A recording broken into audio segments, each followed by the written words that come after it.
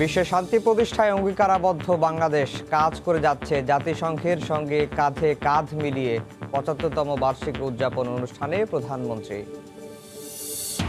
স্বাস্থ্য অধিদপ্তরের আরও ৪৪ কোটিপতির কথা জানালো দুদক। ১০০ কোটির মালিক ড্রাইভার মালেক ১৪ দিনের রিমান্ডে।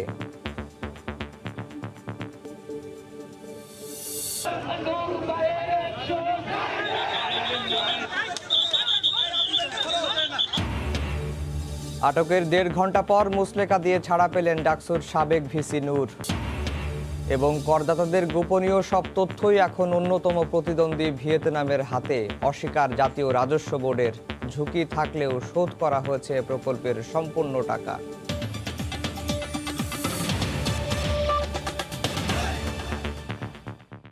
ভোরের সময়ে সঙ্গে আছি আমি আফজাল হোসেন। প্রধানমন্ত্রী শেখ হাসিনা বলেছেন, বিশ্বের শান্তি প্রতিষ্ঠায় বাংলাদেশ অঙ্গীকারাবদ্ধ। জাতিসংঘের ৭৫তম বার্ষিকী উদযাপন উপলক্ষে জাতিসংঘ সদর দপ্তরে উচ্চ পর্যায়ের অনুষ্ঠানের ভার্চুয়াল প্ল্যাটফর্মে দেয়া বক্তব্যে তিনি বলেন, বর্তমানে জাতিসংঘ মিশনে পুলিশ ও নিরাপত্তা সদস্য দিয়ে নেতৃত্বদানকারী দেশ হিসেবে বাংলাদেশ জায়গা করে নিয়েছে। করোনা মহামারী বিশ্ববাসীকে সামনে এগিয়ে যেতে জোটবদ্ধ হওয়ার পথ দেখিয়েছে বলেও মন্তব্য করেন সরকার প্রধান। Bangladesh is being benefited from UN-led efforts for our development. Also, in our modest way, we are contributing to the UN in fulfilling its mandates. We are committed to upholding peace across the world. Currently, Bangladesh is the leading troops and police contributing country in all peace operations. As many as 150 of our peacekeepers sacrificed their lives to secure peace in conflict-ravaged countries. The pandemic has shown that both developed and developing nations need the UN more than ever. It has shown us that multilateralism is the way forward. এর আগে সকালে মন্ত্রিপরিষদের বৈঠকে সব মন্ত্রণালয়কে মহামারী মোকাবেলায় ব্যবস্থা নেওয়ার নির্দেশ দেন সরকার প্রধান। অক্টোবর-নভেম্বরে করোনা পরিস্থিতি আবারও খারাপ হওয়ার আশঙ্কায় মহামারী মোকাবেলায় সব ধরনের ব্যবস্থা নেওয়ার নির্দেশ দেন তিনি।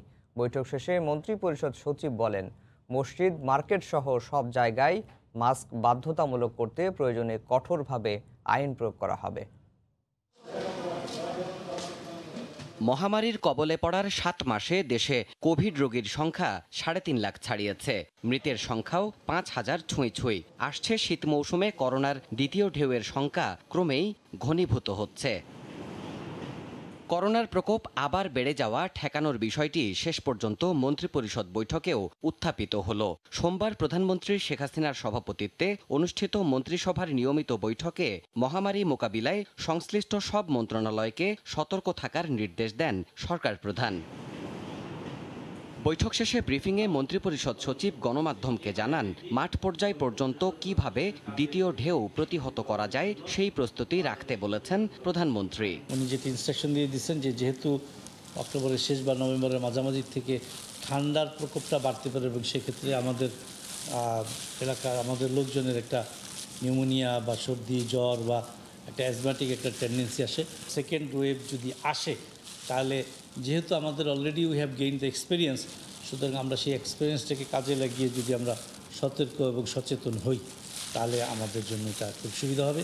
করোনা প্রতিরোধে মঙ্গলবার আন্তঃমন্ত্রণালয় সভা হবে জানিয়ে সচিব বলেন, মাস্ক পরা বাধ্যতামূলক করতে মসজিদগুলোতে প্রচার বাড়াতে হবে। ধর্ম মন্ত্রণালয়কে একটা ইনস্ট্রাকশন দিয়েছি, তারা যেন ইসলামিক ফাউন্ডেশনের মাধ্যমে যত মসজিদ আছে গ্রামে গঞ্জে অন্তত জোহরের নামাজের সময় এবং মাগরিবের নামাজের সময় যেন তারা অ্যানাউন্স করে দেয় যে মাস্ক পরা অবশ্য, এবং এটা রাষ্ট্রীয় একটা নির্দেশ এবং এটা কল্যাণকর একটা নির্দেশ। এছাড়া বৈঠকে দেশের ৫ম মেডিকেল বিশ্ববিদ্যালয় হিসেবে খুলনায় শেখ হাসিনা মেডিকেল বিশ্ববিদ্যালয় আইন ২০২০ এবং পর্যটন কর্পোরেশন আইনের খসড়া সংশোধনীতে চূড়ান্ত অনুমোদন দিয়েছে সরকার। খুলনা বিভাগে একটা মেডিকেল বিশ্ববিদ্যালয় প্রতিষ্ঠা করা প্রয়োজন। দেবাশিস রায়, সময় সংবাদ, ঢাকা।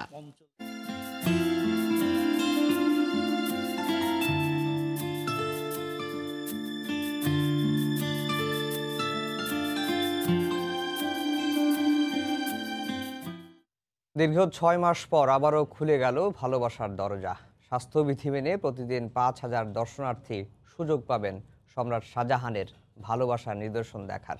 রিপোর্টে থাকছে সংবাদের শেষাংশে। স্বাস্থ্য অধিদপ্তরের আরও 44 কোটিপতির কথা জানালো দুদক। 1 বছর আগেই 100 কোটির মালিক ড্রাইভার মালেক সহ 45 জনের অবৈধ সম্পদের অনুসন্ধান শুরু হয় বলেও জানান দুদক সচিব। এদিকে 2 মামলায় মালেককে 14 দিনের রিমান্ডে দিয়েছেন আদালত। তাকে সাময়িক বরখাস্ত করা হয়েছে। সরকারি স্কেলে তার বেতন মাসে 26,000 টাকা, কিন্তু 100 কোটি টাকার সম্পদের মালিক স্বাস্থ্য অধিদপ্তরের এই গাড়ি চালক। অস্ত্র ও বিশেষ ক্ষমতা আইনে করা 2 মামলায় সোমবার মালেককে আদালতে তুলে 14 দিনের রিমান্ড চায় তুরাগ থানা পুলিশ। আবেদন মঞ্জুর করেন আদালত। আসামি অত্যন্ত প্রভাবশালী, সে বিভিন্নভাবে অবৈধভাবে সে প্রচুর টাকার মালিক সে হয়েছে। রাষ্ট্রপক্ষ বলছে প্রভাব খাটিয়ে নানা ধরনের দুর্নীতি করে আসছিলেন এই তৃতীয় শ্রেণীর কর্মচারী। রিমান্ডে বেরিয়ে আসবে তার ক্ষমতার উৎস। এই যে জাল টাকাগুলি তার উৎস কোথায়, এবং একইভাবে অস্ত্র মামলাটি যে তার কাছ থেকে পাওয়া গেছে সেটা উৎসটা কোথায়, এবং এই অস্ত্র মামলার সাথে আরও কারা কারা জড়িত আছে সেটা উদ্ঘাটনের দরকার। এদিকে ড্রাইভার মালিকের মতো স্বাস্থ্যের আরও 44 কোটিপতি কর্মচারীর অবৈধ সম্পদের অনুসন্ধান চলছে জানিয়ে সচিব বলেন, 1 বছর ধরেই বিষয়টি নিয়ে মাঠে তারা। আজ থেকে 5 দিন আগে জ্ঞাত বিরুদ্ধ সম্পদ অর্জন নোটিশ জারি করা হয়েছে। শুধু আব্দুল মালেক না, এখানে আমি বলেছি যে অনেকের বিরুদ্ধে, এখানে প্রায় 45 জন কর্মকর্তা কর্মচারীর বিরুদ্ধে 2019 সাল থেকে সেটি চলমান ছিল, এবং ইতিমধ্যে 12টি মামলা হয়েছে, দুদক কিন্তু বসে নাই। আব্দুল মালিকের রাজধানীর বাসায় অভিযান চালিয়ে একটি বিদেশি পিস্তল, একটি ম্যাগাজিন ও বেশ কয়েকটি গুলি উদ্ধার করে র্যাব। উদ্ধার করা হয় 1.5 লাখ টাকার জাল নোট। মার্জিয়া মুমু, সময় সংবাদ, ঢাকা। ক্ষমতার দাপটে নিয়ন্ত্রণ করত স্বাস্থ্য অধিদপ্তরের পুরোটাই। গাড়ি চালকের প্রভাবের কাছে জিম্মি হয়ে পড়েছিলেন চিকিৎসক সহ বড় বড় কর্মকর্তারা। স্বাস্থ্যের কোটিপতি চালক আব্দুল মালেক গ্রেফতারের পর উঠে আসছে এমন সব অভিযোগ আর দুর্নীতির খতিয়ান। রাশেদ লিমনের রিপোর্ট।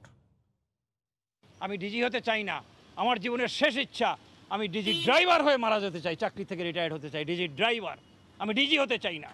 আক্ষেপের কথা শোনাচ্ছিলেন এক চিকিৎসক। তার কথাতেই উঠে আসে কতটা প্রভাবশালী ছিলেন অধিদপ্তরের এই গাড়ি চালক। এবং মালিক ড্রাইভারের জন্য আমরা কোনোদিন ডিজি অফিসে আসতে পারতাম না। মালিক ড্রাইভার আসলেই তার এই সাঙ্গভঙ্গ দিয়ে হয়রানি করতো, বাটা কোনো কাজের জন্য আসলেও কাজটা হতো না, ওরা মালিকের সাথে যোগাযোগ করতে হবে। মালিককে টাকা না দিলে এখানে ফাইল নড়ে না, অর্থাৎ ডিজি অফিসটা মালিক ড্রাইভারের বাবার সম্পত্তি। স্বাস্থ্য অধিদপ্তরের নতুন চমক ড্রাইভার মালিক। অধিদপ্তরের দোরগড়া এই ক্যান্টিনটিও তিনি পারিবারিকভাবে পরিচালনা করতেন। ক্যান্টিনের কর্মচারীরা কিন্তু আবার স্বাস্থ্য অধিদপ্তরেরই কর্মচারী। এই বিলাসবহুল সরকারি গাড়িটিও নিজের ব্যক্তিগত কাজে ব্যবহার করতেন ড্রাইভার মালিক। পরিবারের 7 জন সদস্য এই স্বাস্থ্য অধিদপ্তরে কাজ করেন। সহকর্মীরা অনেকেই মুখে কুলু পেটেছেন, যারা কথা বলছেন তারাও গাইছেন গুণকীর্তন। তাহলে তার সেই ক্ষমতা বা টাকার উৎস কি ছিল, সেখানেই নীরব তার শুভাকাঙ্ক্ষীরা। মানুষ তো এমনি চলাফেরায় ভালো ছিল, মানুষের উপকার করতো, অনেকজনের চাকরি বাকরি দিচ্ছে, এই করছে সে করছে, বা একটা স্টাফের ছেলে মেয়ে লেখাপড়া অসুস্থ, আমি নিজে হাসপাতালে ভর্তি আছিলাম, লাইব্রেরি আমার লেগে 25,000 টাকা পাঠিয়েছি। এই দিক দিয়ে তারই আছে, হয়তো উনি চাকরি করে নিজের বাড়ি আছে। আমরা তো শুনিও নাই যে এত টাকা, অন্য মিডিয়া এসেন টিভিতে আসাতে আমরা দেখলাম। মালিকের মেয়ের জামাই অধিদপ্তরের ক্যান্টিন লিজ নিলেও এখনও তা পরিচালনা করা হয় সরকারি বেতনভুক্ত কর্মচারী দিয়ে। আইডি কার্ড ব্যবহার করতেছে, নিয়ে বড় করে ক্যান্টিন চালাচ্ছে। মানুষ সময় বিরত থাকলে বসে না, পরিচিত থাকলে। তাই স্বাভাবিকভাবেই প্রশ্ন জাগে, মালিকের এত ক্ষমতার উৎস কি? যদি কোনো অধস্তন কর্মকর্তা যদি প্রবল প্রতিপত্তি সম্পন্ন হয়, তাহলে বুঝতে হবে যে সেই কার্যালয়ের যে সর্বোচ্চ আসনে যিনি আছেন তার আশ্রয় প্রশ্রয় থাকে, এইটাই স্বাভাবিক। তার যে সীমাহীন দুর্নীতি, আমাদের যে প্রসিডিওর যে নিয়ম আছে, এই নিয়মে তো উনি ছাড় পাওয়ার কোনো সুযোগ এখানে নাই। আরও যারা আছে তাদের ব্যাপারে অনুসন্ধান করার বোধ একটা প্রক্রিয়ার মধ্যে আছে। আব্দুল মালিকের মেয়ে ও ভাই অধিদপ্তরের অফিস সহকারী পদে, ভাতিজা ও এক নিকট আত্মীয় অফিস সহায়ক পদে, ভাগ্নে ও ভাইরা ড্রাইভার ও বড় মেয়ের জামাতা ক্যান্টিন পরিচালনা করছেন। রাশেদ লিমন, সময় সংবাদ, ঢাকা। ভুয়া মেডিকেল সরঞ্জামের সয়লাভ চট্টগ্রামের বাজার। মানুষের জীবন ঝুঁকিতে ফেলে এভাবেই কোটি কোটি টাকা হাতিয়ে নিচ্ছে একটি চক্র। জেলা প্রশাসন ও ওষুধ প্রশাসনের যৌথ অভিযানে উঠে এসেছে ভয়াবহ এ তথ্য। করোনাকালীন এই সময়ে oxy pulse meter, blood pressure মাপার যন্ত্র কিংবা জ্বর মাপার ইমপ্যাক্ট থার্মোমিটার প্রতি পরিবারের অত্যাবশ্যকীয় উপকরণ হয়ে দাঁড়িয়েছে। কিন্তু ভ্রাম্যমাণ আদালতের অভিযানে দেখা গেল সাধারণ মানুষের ব্যবহৃত কোনো যন্ত্রপাতি সঠিক তথ্য দিচ্ছে না। একই ব্যক্তির শরীরে তথ্য আসছে ভিন্ন ভিন্ন। একজন মানুষেরই আপনার ডিফারেন্ট রিডিং দিচ্ছে, তো যার ফলে বুঝতে পারতেছে যে যন্ত্রপাতিগুলো আপনার 2 নম্বর এবং এগুলা দিয়ে আপনি আপনার মানুষকে আপনার ঠকাচ্ছে, তো যার ফলে আমরা তাদেরকে শাস্তির আওতায় নিয়ে আসতেছি। এসব যন্ত্রপাতি বিদেশ থেকে আমদানি করা হয়েছে বলে দাবি দোকান মালিকদের, কিন্তু আমদানি কিংবা সরকারের অনুমোদন সংক্রান্ত কোনো কাগজেই দেখাতে পারেনি তারা। এগুলো চাইনা মাল, এগুলো কোম্পানি থেকে আমরা পারচেজ করি, যারা ওদের কপি সহ তো আছে, সবগুলিতে কপি সহ আছে। আর এগুলো হচ্ছে জাপান, অরিজিনাল জাপান LPK2, এগুলো তো সব মানসম্মত। আমরা জিনিসগুলো আমরা নিজেরাই ইম্পোর্ট করি না, আমরা ঢাকা থেকে ইম্পোর্টার পাড়ি থেকে আমরা কিনে এখানে আমরা বিক্রি করি। অতি গুরুত্বপূর্ণ এসব যন্ত্রপাতির ভুল রিপোর্টে বিভ্রান্ত হচ্ছেন রোগীরা, এতে মৃত্যুর ঝুঁকিও বাড়ছে। আমরা এখানে এসে দেখলাম যে পালস অক্সিমিটার এগুলো কোনো সরকারের বা ওষুধ প্রশাসন অধিদপ্তরের কোনো অনুমোদন নাই, তারা আমাদেরকে দেখাতে পারেনি। তারপর আমরা ফিজিক্যালি টেস্ট করে দেখলাম একবার এক এক রকম অক্সিজেনের রিডিং দিচ্ছে, কখনো 99 দিচ্ছে, কখনো 97 দিচ্ছে। তারপর ব্লাড প্রেশার মেশিন 2 নম্বর পাওয়া গেছে, হুবহু 2 নম্বর, তারা চায়না থেকে ইম্পোর্ট করছে বলছে, কোনো কাগজপত্র দেখাতে পারেনি। নগরীর হাজারীগলি, কেসিদে রোড এবং মেডিকেল এলাকায় অন্তত 100 ব্যবসা প্রতিষ্ঠান আছে যাদের বিরুদ্ধে এই ধরনের মানহীন মেডিকেল ইকুইপমেন্ট বিক্রির অভিযোগ রয়েছে। কমল দে, সময় সংবাদ, চট্টগ্রাম। রাজশাহীতে 8 বছরের শিশুকে আসামি করেছে কারখানা ও প্রতিষ্ঠান পরিদর্শন অধিদপ্তর। শিশুটির পরিবার বলছে নিজ দোকানে শখের বশে ছেলের নাম লিখেই পড়েছেন বিপাকে। স্থানীয় ব্যবসায়ীদের অভিযোগ, কোনো কারণ ছাড়াই অধিদপ্তরের দ্বারা হেনস্থার শিকার হচ্ছেন তারা। যদিও কারখানা ও প্রতিষ্ঠান পরিদর্শন অধিদপ্তর বলছে আইন মেনেই করা হয়েছে সব কাজ। রাকিবুল হাসানের রিপোর্ট, ক্যামেরা ছিলেন হাবিবুর রহমান পাপ্পু। 8 বছরের শিশু দ্বিতীয় শ্রেণীর শিক্ষার্থী জুবাইর আহমেদ রাজশাহী পবা উপজেলার পূর্ব পুঠিয়াপাড়া গ্রামের এই শিশুর নামেই মামলা করেছে কারখানা ও প্রতিষ্ঠান পরিদর্শন অধিদপ্তর। উপজেলার পৌর মার্কেটে জুতার দোকানে প্রোপাইটারের পাশে জুবাইরের বাবা শখ করেই নাম লিখেছিলেন ছেলের। 2019 সালের 20 সেপ্টেম্বর শুক্রবার দোকান বন্ধ না রাখায় শ্রম আইন 2006 এর লঙ্ঘন দেখিয়ে এই 2 নামেই মামলা করে দপ্তরটি। 5 মাস পর পাওয়া সে মামলার সমনে দেখা যায় তাতে আসামি হয়েছে জুবাইর। সবাই হাসছিল আমার দিকে, 2 দিন যা পড়েছে ইয়াতে কোর্টে।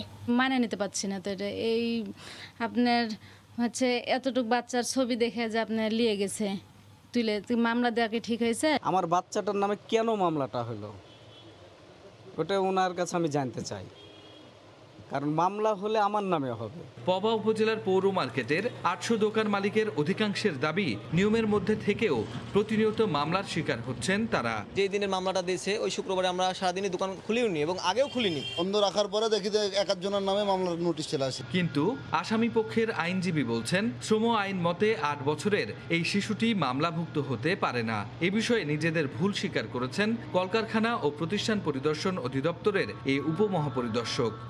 আইনের 2006 সালের এবং সংশোধিত আপ টু ডেট সংশোধিত আইন অনুযায়ী সে এই আইনের আওতায় পড়ে না। সাইনবোর্ডের মধ্যে তো উল্লেখ করা ছিল না যে শিশু বা তার মালিকের ছেলে বা তার বয়স, যার কারণে ইন্সপেক্টর অনুধাবন করতে পারেনি যে ওই দ্বিতীয় নামটা মালিক মালিকের ছেলে, সে কারণেই মামলার মধ্যে এই শিশুর ব্যাপারটা চলে এসেছে। শিশু জুবাইরের শ্রম আইন লঙ্ঘন মামলার পরবর্তী শুনানি আগামী 8 নভেম্বর নির্ধারণ করেছে শ্রম আদালত।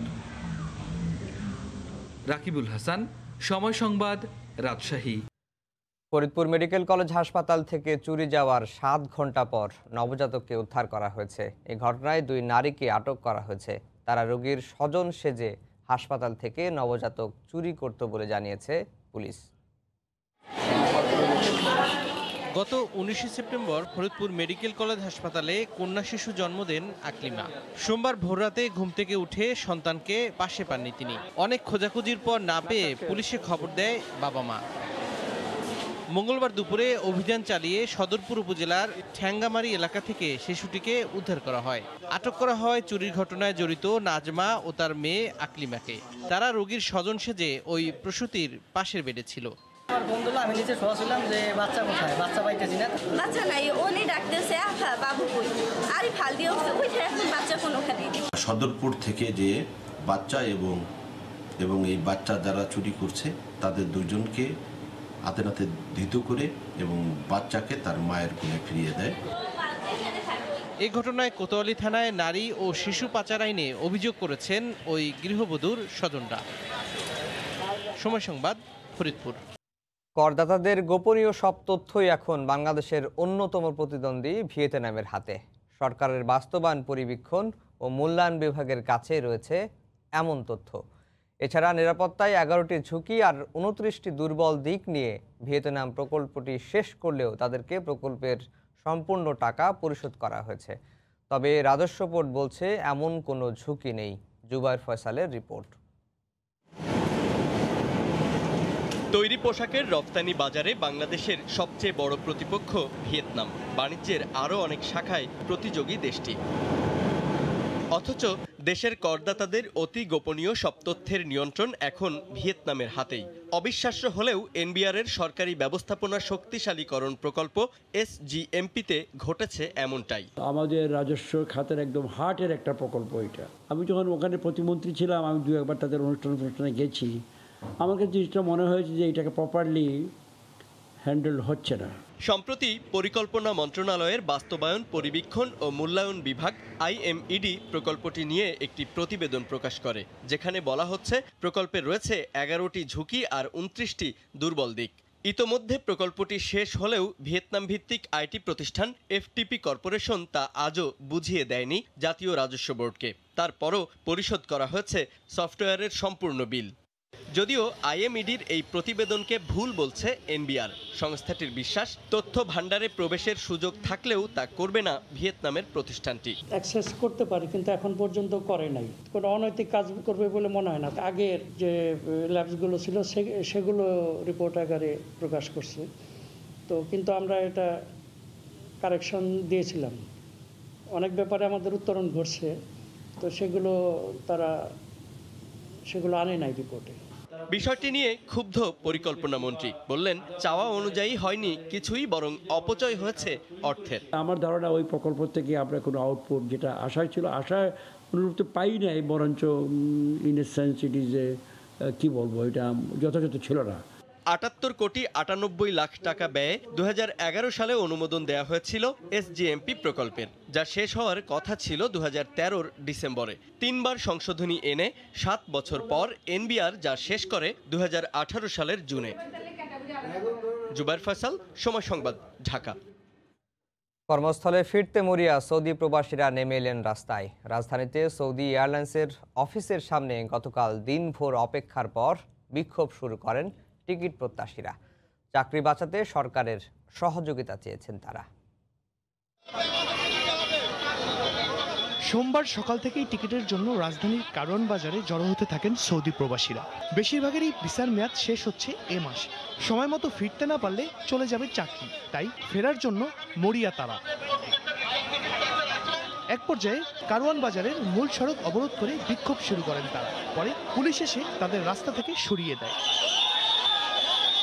ঢাকায় সৌদি দূতাবাসের সহযোগিতা না পাওয়ার অভিযোগ করেন তারা। 95% লোকের 30 সেপ্টেম্বরের ভিসার মেয়াদ শেষ হয়ে যেতেছে, ছুটিও শেষ হয়ে যেতেছে।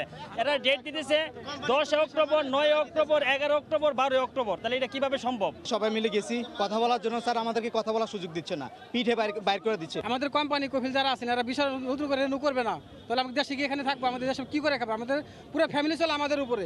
এদিকে সৌদি এয়ারলাইন্স বলছে তারা নিরুপায়। আমরা চেষ্টা করতেছি এটা বাড়ানোর, এটা সবার সহযোগিতার সাথে এটা বাড়লে আমরা সবাইকে ইনশাল্লাহ চেষ্টা করব সার্ভ করার। গত 17 সেপ্টেম্বর শর্ত সাপেক্ষে বাণিজ্যিক ফ্লাইট পরিচালনার ঘোষণা দিলেও শুধু সৌদি এয়ারলাইন্স ছাড়া বাকিদের ফ্লাইটের অনুমতি দেয়নি সৌদি সিভিল এভিয়েশন কর্তৃপক্ষ। শাহরিয়ার জামান দ্বীপ, সময় সংবাদ, ঢাকা। 1 অক্টোবর থেকে সৌদি আরবে বাণিজ্যিক ফ্লাইট পরিচালনা করতে পারবে বাংলাদেশ বিমান। দেশটি এমন তথ্য জানালেও এখনও দেয়া হয়নি ল্যান্ডিংয়ের অনুমতি, যা না পাওয়ায় এখনই আসন বরাদ্দ শুরু করতে পারছে না বিমান কর্তৃপক্ষ। ফলে যাত্রীদের থাকতে হচ্ছে অপেক্ষায়। বাংলাদেশ বিমান জানিয়েছে ল্যান্ডিং পারমিশন পাওয়ার সঙ্গেই ঘোষণা করা হবে ফ্লাইট শিডিউল, যা সব পক্ষকেই জানানো হবে। ফ্লাইট শিডিউল ঘোষণার আগে বিমানের কাউন্টারগুলোতে অহেতুক ভিড় না করার জন্যও যাত্রীদের প্রতি অনুরোধ জানিয়েছে বিমান। এছাড়া প্রাথমিকভাবে যেসব যাত্রীর কাছে সৌদি আরব যাওয়ার টিকিট রয়েছেন কেবল তাদের জন্যই বরাদ্দ করা হবে আসন। আপাতত নতুন টিকিট বিক্রি করা হবে না বলে জানিয়েছে কর্তৃপক্ষ। তারা বলছে আসন বরাদ্দের সব তথ্য পাওয়া যাবে বিমানের অফিসিয়াল ওয়েবসাইটে। ভোরের আলো ফোটার আগেই নগরীর রাস্তাঘাট অলিগলি পরিষ্কার পরিচ্ছন্ন করার কাজে ব্যস্ত সময় পার করছেন সিটি কর্পোরেশনের পরিচ্ছন্নতা কর্মীরা। সে খবর জানাতে এই মুহূর্তে রাজধানীর উত্তর বাড্ডা এলাকায় আছেন সহকর্মী ওবায়দুল্লাহ মামুন। সরাসরি চলে যাচ্ছি তার কাছে। মামুন, শুভ সকাল আফজাল। আপনাকে আজকে যে বিষয়টি নিয়ে জানাতে চাই সেটি হচ্ছে যে রোদ ঝড় বৃষ্টি উপেক্ষা করে এই ঢাকাকে যারা পরিচ্ছন্ন এবং সুন্দর রাখতে যারা কাজ করে থাকেন সেই মানুষদের কথা আসলে আজকে একটু জানাতে চাই যে ঢাকার 2 সিটি কর্পোরেশন অর্থাৎ ঢাকা উত্তর এবং ঢাকা দক্ষিণ সিটি কর্পোরেশনে এরকম পরিচ্ছন্নতা কর্মী রয়েছেন প্রায় 7,916 জন, যারা ঢাকাকে পরিচ্ছন্ন করতেই আসলে ভোর থেকে অর্থাৎ ভোর 4টা থেকেই কিন্তু তারা এই নগরীকে পরিষ্কার করা কাজ করে যাচ্ছেন অবিরতভাবে। তাদের অর্থাৎ যারা এই ঢাকাকে পরিচ্ছন্ন করেন তাদের যে পরিচ্ছন্নতা কর্মী রয়েছেন তাদের মধ্যে আসলে দুটো ভাগে তারা এই নগরীকে কাজ করে থাকেন। এদের মধ্যে এক শ্রেণী হচ্ছে যে স্কেলভুক্ত অর্থাৎ সরকারিভাবে যারা নিয়োগপ্রাপ্ত, আরেকটা এই পরিচ্ছন্নতা কর্মী রয়েছেন যারা আসলে ডে বেসিস অর্থাৎ প্রতিদিনত মজুরি ভিত্তিতে কাজ করে থাকেন। এরকম আসলে এই ঢাকাকে যারা সুন্দর করার কাজে সময় ব্যয় করেন বা এই পেশাতে যারা নিয়োজিত আছেন তাদের আসলে শিক্ষা স্বাস্থ্য বিষয়টি কিন্তু আসলে বরাবরের মতোই কিন্তু আসলে উপেক্ষিত থাকে। যদিও সরকার অর্থাৎ ঢাকার 2 সিটি কর্পোরেশন বেশ কয়েকটি ইতিবাচক পদক্ষেপ নিয়েছেন, গত কয়েক বছরে তাদের আবাসন সংকট দূরীকরণে কয়েকটি পদক্ষেপ নিয়েছেন।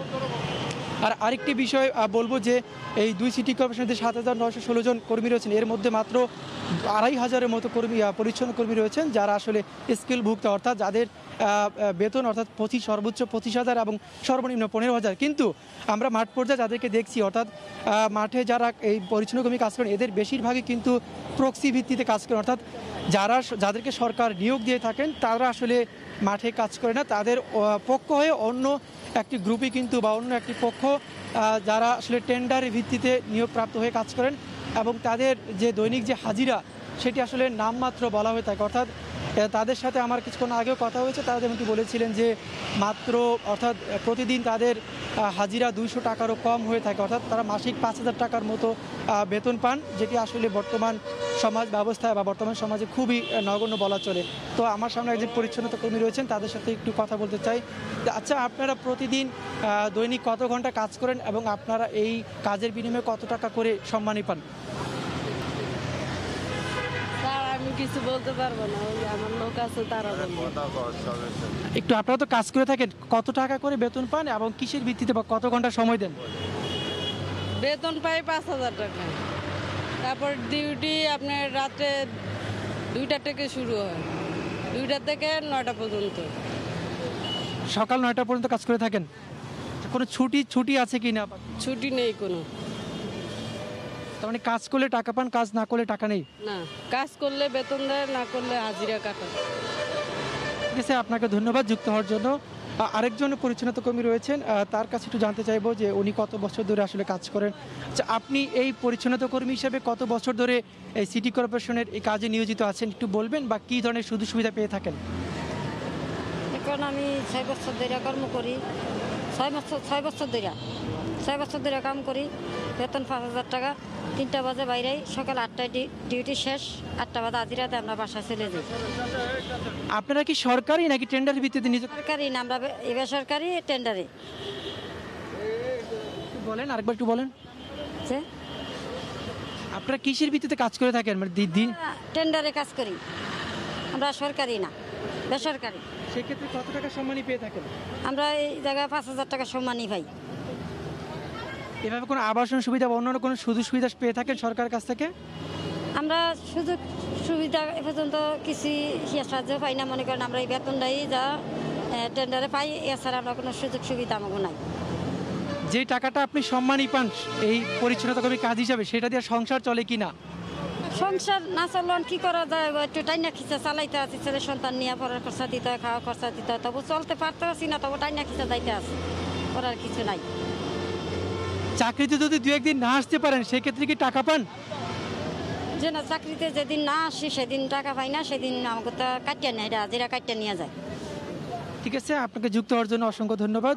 তো আফজাল, যেমনটি জানাচ্ছিলাম আপনাকে যে ঢাকার 2 সিটি কর্পোরেশনের যে পরিচ্ছন্নতা কর্মী, অর্থাৎ যারা আসলে ঢাকাবাসীকে, নগরবাসীকে সুন্দর এবং পরিচ্ছন্ন নগরী উপহার দেওয়ার জন্য সেই ভোর রাত থেকে সকাল পর্যন্ত কাজ করে থাকেন, এবং যার ফলে কিন্তু আমরা সকালে উঠেই কিন্তু একটি ঝকঝকে নগরী পাওয়ার চেষ্টা করি বা ঝকঝকে নগরী পাই। সেই কাজটি কিন্তু অনবরত করে থাকে, কিন্তু তাদের যেই সুযোগ সুবিধা বা শিক্ষা, আবাসন, সেই বিষয়গুলি কিন্তু আসলে পর্যাপ্ত নয় বলা চলিত, তাদের জন্য তেমন কোনো ব্যবস্থা নেই। তো এই ছিল ঢাকার পরিচ্ছন্নতা কর্মীদের কর্মব্যস্ততার সবশেষ তথ্য আমার কাছে। আফজাল। ভোরের আলো ফোটার আগেই নগরীর রাস্তাঘাট অলিগলি পরিষ্কার পরিচ্ছন্ন করার কাজে ব্যস্ত সময় পার করছেন সিটি কর্পোরেশনের পরিচ্ছন্নতা কর্মীরা। সে খবরে জানাতে রাজধানীর উত্তর বাড্ডা থেকে আমাদের সঙ্গে যোগ দিয়েছিলেন সহকর্মী ওবায়দুল্লাহ মামুন। দেশে প্রথমবারের মতো সমুদ্রগামী জাহাজে আন্তর্জাতিক মানদণ্ড মেনে তেল বিক্রির সক্ষমতা অর্জন করল রাষ্ট্রায়ত্ত প্রতিষ্ঠান বাংলাদেশ পেট্রোলিয়াম কর্পোরেশন। এর আগে বিদেশগামী জাহাজগুলো শ্রীলঙ্কা ও সিঙ্গাপুর থেকে তেল কিনলেও এবার সেই বাজার এলো দেশে। সংশ্লিষ্টরা বলছেন, প্রতিযোগিতামূলক মূল্য নির্ধারণ করতে না পারলে হোঁচট খাবে এই রাষ্ট্রীয় উদ্যোগ। চট্টগ্রাম থেকে ফিরে সালাউদ্দিন লিয়ার ক্যামেরায় দেবাশিস রায়ের রিপোর্ট। চলতি বছরের 1 জানুয়ারি থেকে আন্তর্জাতিক নৌ রুটে চলাচল করা জাহাজের জন্য 0.5% সালফার মাত্রার মেরিন ফুয়েল বা ফার্নেস তেল ব্যবহার বাধ্যতামূলক করেছে আন্তর্জাতিক সমুদ্র সংস্থা IMO। অবশেষে প্রায় 8 মাসের মাথায় দেশের সমুদ্র বন্দরগুলোতে আসা জাহাজে তেল সরবরাহ করতে ওই মাত্রার তেল আমদানি শুরু হলো দেশে। গেল সপ্তাহে প্রায় 15,000 মেট্রিক টন ফার্নেস তেল নিয়ে পেট্রোলিয়াম কর্পোরেশনের চট্টগ্রামের জেটিতে ভেড়ে আমদানিকৃত তেলবাহী জাহাজ TMN প্রাইড। প্রতি বছর দেশে আসা জাহাজগুলোতে এই তেল বিক্রি করতে পারলে বিপুল পরিমাণ রাজস্ব আয় সম্ভব বলে মনে করে BPC। বিদেশি জাহাজ আমাদের দেশে আসার বিষয়টি অনিশ্চিত হয়ে যাচ্ছিল, কারণ এখানে আমাদের মেরিন ফুয়েল ছিল না। সেই বিষয়টি আমরা নিশ্চিত হবে। প্রায় 1 যুগ আগে দেশে উৎপাদিত 3.5% সালফার মাত্রার ফার্নেস এবং ভাঙা জাহাজের তেল সরবরাহ হতো জাহাজে। নতুন এই উদ্যোগে দেশ লাভবান হবে বলে মনে করেন আন্তর্জাতিক রুটের এই নাবিক। এই তেলের জন্য অন্য কোনো পোর্টে যেতে হতো, যেটা আমাদের অপারেশনাল এক্সপেন্ডিচার সব বাড়িয়ে দিত, কিন্তু এখন যদি এটা এখানে অ্যাভেলেবেল হয় আমাদের সেভাবে প্ল্যানিং করতে সুবিধা হবে। যেহেতু তেলটা এখান থেকে নিবে, তাহলে বৈদেশিক যে মুদ্রাটা সেটা আমাদের দেশেই থাকবে। বন্দর থেকে জাহাজে তেল সরবরাহকারীরা মনে করেন তেলের ভালো বাজার পেতে মূল্য নির্ধারণে কৌশলী হতে হবে। আমরা সবসময় সিঙ্গাপুরের সাথে কম্পিট করি, সেহেতু সিঙ্গাপুরের সাথে অলওয়েজ প্রাইস কম্পিটিটর রাখতে হবে, পাশাপাশি রাখতে হবে, তাহলে এখানে বাঙ্কার তো হবে। BPCর 3 পেট্রোলিয়াম কোম্পানি যমুনা, পদ্মা ও মেঘনার মাধ্যমেই বিক্রি কার্যক্রম চলবে। বছরে অন্তত 5 থেকে 6 লাখ মেট্রিক টন মেরিন অয়েলের চাহিদা রয়েছে এই পুরো অঞ্চল জুড়ে। সংশ্লিষ্টরা বলছেন, শ্রীলঙ্কা এবং সিঙ্গাপুরের সাথে এর প্রতিযোগিতামূলক মূল্য এবং মান নিয়ন্ত্রণ না করা গেলে এই পুরো উদ্যোগটি ভেস্তে যাবে। দেবাশিস রায়, সময় সংবাদ, চট্টগ্রাম। শিমুলিয়া কাঁঠালবাড়ি নৌরুটে ড্রেজিংয়ে নাব্য ফেরাতে না পারায় রোরো ও ডাম্প ফেরি বন্ধ। ছোট ফেরি চলছে খুঁড়িয়ে খুঁড়িয়ে। যে লোহজং টার্নিং চ্যানেলে নাব্য ফেরাতে চলতি মাসের প্রথম 10 দিন ড্রেজিং করা হলো, সেটি এখন আবার সেতু পয়েন্টের BIWT এর ড্রেজিংয়ের বালুতে ভরাট হচ্ছে। ঘাট ব্যবহারকারীরা বলছেন, ড্রেজিং করে অর্থ সময় ব্যয় হলেও ফেরি চলাচল উপযোগী হচ্ছে না। আর BIWT বলছে নাব্য ফেরাতে চেষ্টা চলছে। রিপোর্ট নাসির উদ্দিন উজ্জ্বলের। কয়েকদিন আগেও বিআইডব্লিউটিএ যে লৌহজং টার্নিং চ্যানেলের 9টি ড্রেজারে রাত দিন ড্রেজিং করেছে, এখন ড্রেজার সরিয়ে নিয়ে পাশের পদ্মা সেতু চ্যানেলে ড্রেজিংয়ের বালু ফেলায় লৌহজং টার্নিং ভরাট হচ্ছে। এমন ঘটনায় বিস্মিত লঞ্চ চালক ও ঘাট ব্যবহারকারীরা। ডিজাইন করে যদি পাইপটা যদি আপনি মনে করেন একটু ফাঁকে দেয়, হ্যাঁ, তাহলে কিন্তু ওই মাটিটা কিন্তু আপনার এই আমাদের এই চ্যানেলে পড়ে, বুঝছেন? তো চ্যানেলে পড়ে না, ওই মাটিটা আবার গড়িয়ে এসে আবার ওখানে মাটি আবার চর পেরে দেয়। অনেকগুলি ড্রেজার লাগাইয়া বালুগুলি কাটছে, চ্যানেলটা কাটছে, ওই চ্যানেলটা আবার ওরা এই চ্যানেলের ভিতরে ড্রেজার লাগাই আবার ওই চ্যানেলটাই আমরা ভরিয়া ফেলাইতেছে। কোটি কোটি টাকা তেল খরচ করে একের পর এক এরা সরকারি যে টাকা নষ্ট করছে, বিআইডব্লিউটিএ এরা কি করতেছে এটা দেখার মতো কেউ নেই। শিমুলিয়া কাঁঠালবাড়ি রুটের নাব্য ফেরাতে বিআইডব্লিউটিএ চেষ্টা চালিয়ে যাচ্ছে, আর লৌহজং টার্নিং চ্যানেলটি এখন ব্যবহারের সম্ভাবনা নেই, তাই ড্রেজিং এর বালু সাময়িক সময়ের জন্য এখানে ফেলা হচ্ছে। আমরা বিআইডব্লিউটিএ ড্রেজিং ক্লাবের পক্ষ থেকে আমরা আপ্রাণ চেষ্টা চালাচ্ছি যে চ্যানেলটা ওপেন করার জন্য, এবং খুব সম্ভব অল্প সময়ের মধ্যে চ্যানেলটা ওপেন হবে। পিলারের মাঝখানটা 25 নম্বর স্পেন দিয়া আমাদের ফেরিগুলি, ছোট ফেরিগুলি চলাচল করতেছে, বড় ফেরি চলাচলের জন্য এখনো রোড সৃষ্টি হয়নি। নাব্য না ফেরায় বহরে 17 ফেরির মধ্যে ছোট আকারে 4 ফেরি চলছে, আর রাতের বেলায় বন্ধ থাকছে সব ধরনের নৌযান। বিআইডব্লিউটিএ বলছে গেল জুন থেকে পর্যন্ত 7 লাখ ঘনমিটারও বেশি পলি অপসারণ করা হয়েছে, আর এতে ব্যয় হয়েছে 3 কোটি টাকারও বেশি। আর এখন নতুন করে হাজরা চ্যানেলের পাশে চরচন্ডা চ্যানেলে আরও 7 লাখ ঘনমিটার পলি অপসারণ করতে হবে। নাসির উদ্দিন উজ্জ্বল, সময় সংবাদ, লৌহজং টার্নিং, মুন্সিগঞ্জ। কাঁঠালবাড়ির শিমুলিয়া নৌরুটে ফেরি চলাচল বন্ধ থাকায় পাটুরিয়া দৌলদিয়া ঘাটে যানবাহনের চাপ বেড়েছে। ঘাটের দুপারে দেখা দিয়েছে দীর্ঘ যানজট। এই মুহূর্তে মানিকগঞ্জের পাটুরিয়া ঘাটে আছেন সহকর্মী ইউসুফ আলী। সরাসরি যাচ্ছি তার কাছে। ইউসুফ, আফজাল, পাটুরিয়া দৌলদিয়া নৌরুটে কিন্তু শিমুলিয়া কাঁঠালবাড়ি বন্ধ থাকার কারণে চাপ কিন্তু দীর্ঘ থেকে দীর্ঘ হচ্ছে। অন্যান্য দিনের চাইতেও কিন্তু আজকে চাপটা বেশি থাকা, এই মুহূর্তে কিন্তু শতাধিক আসলে পরিবহন পেপারের অপেক্ষায় রয়েছে। এছাড়াও কিন্তু 8 শতাধিক পণ্যবাহী ট্রাক পেপারের অপেক্ষায় রয়েছে। পাটুরিয়া ঘাট এলাকাতেই দৌলদিয়াও কিন্তু একই অবস্থা। সেক্ষেত্রে কিন্তু পাটুরিয়া দৌলদিয়া উভয় ঘাট এলাকায় আসলে 2 সহস্রাধিক যানবাহন অপেক্ষায় রয়েছে এই মুহূর্তে। সেই ক্ষেত্রে পাটুরিয়া দৌলদিয়া নৌরুটে মোট 16টি ফেরি চলাচল করছে, আর 16টি ফেরির মধ্যে কিন্তু মাত্র 15টি ফেরি আসলে সর্বক্ষণ চলছে। কখনো কখনো কিন্তু রাতের দিকে একটি বন্ধ ছিল, আবার এখন কিন্তু 16টি চললে কিছুক্ষণ পরে স্রোতের বিপরীতে চলতে গিয়ে কিন্তু অনেকটাই নষ্ট হয়ে যাচ্ছে। এখানে যে ভাসমান কারখানা রয়েছে সেখানে মেরামত করে পরে 1 ঘন্টা 2 ঘন্টা পরে সেটা আবার বহরে যুক্ত হচ্ছে। এটা কিন্তু আসলে যাত্রীদের জন্য, যানবাহনের আসলে যাত্রীদের জন্য একটা দুর্ভোগ নেমে এসেছে। আসলে শিমুলিয়া কাঁঠালবাড়ি বন্ধ থাকার কারণে পাটুরিয়া দৌলদিয়া প্রধান বা একমাত্র যাতায়াতের রাস্তা হয়েছে দক্ষিণ পশ্চিম অঞ্চলের। সেক্ষেত্রে কিন্তু এখানে 5 নটিক্যাল মাইল নৌপথ রয়েছে। এই নৌপথের 5 নটিক্যাল নৌপথ পাড়ি দিতে কিন্তু আসলে দক্ষিণ পশ্চিম অঞ্চলের 21 জেলা মানুষের ঘন্টার পর ঘন্টা লেগে যাচ্ছে। এটা এই মুহূর্তে কিন্তু একটি বাস যাত্রীদের কিন্তু চরম একটি দুর্ভোগ রয়েছে। যারা রাতে মধ্যরাতে এসেছে তারাও কিন্তু এখন এই ঘাট এলাকাতেই রয়েছে, তবে সেটা যানবাহনের সংখ্যা কম।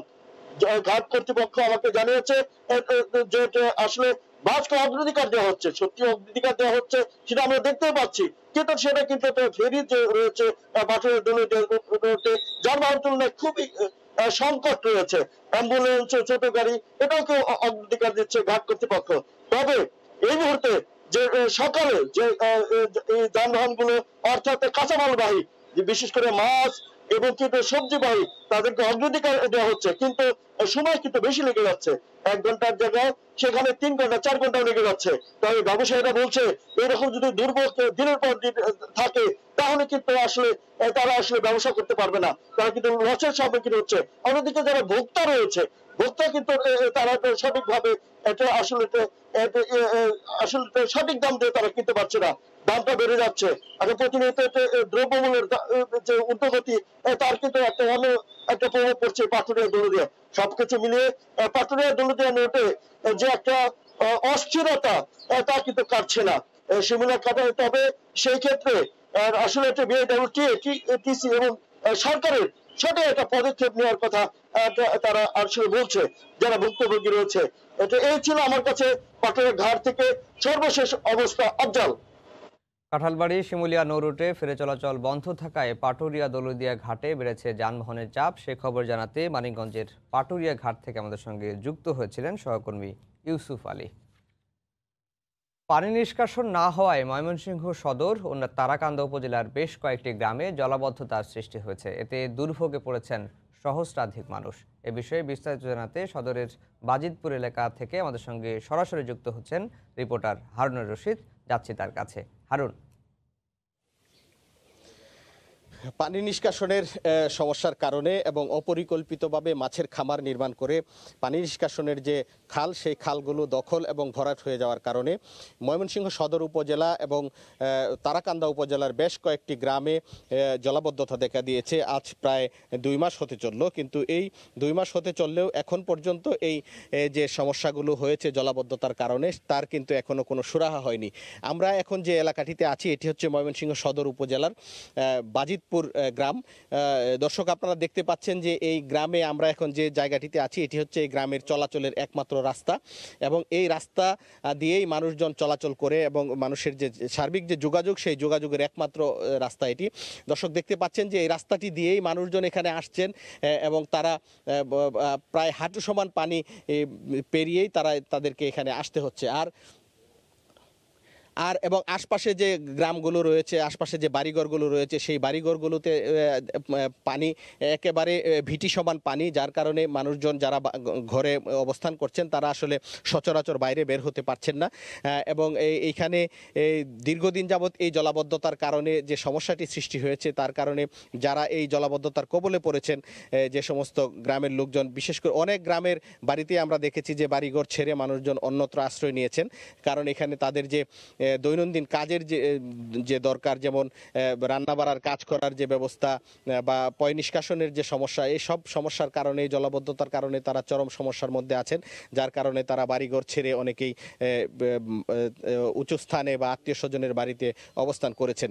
তো এইখানে প্রায় 2 মাস যাবৎ এই জলাবদ্ধতার অবস্থা সৃষ্টি হলেও আসলে কার্যকর যে পদক্ষেপ এই পানি নিষ্কাশনের জন্য বা এই জলাবদ্ধতা দূর করার জন্য, সেটি প্রশাসনের পক্ষ থেকে নেওয়া হয়নি বলে আমরা জানতে পেরেছি। যদিও কয়েকদিন আগে আমরা জানতে পেরেছি যে ময়মনসিংহ সদর উপজেলা নির্বাহী কর্মকর্তা এবং তারাকান্দা উপজেলা নির্বাহী কর্মকর্তা তারা এখানে এসেছেন এবং এখানে জেলা প্রশাসনের কর্মকর্তারাও এসেছিলেন। তারা এসে এটি পরিদর্শন করে গিয়েছেন, কিন্তু পরিদর্শন করে যাওয়ার পরেও আসলে এখানে যে সমস্যার, সেটি এখন পর্যন্ত নিরসন হয়নি।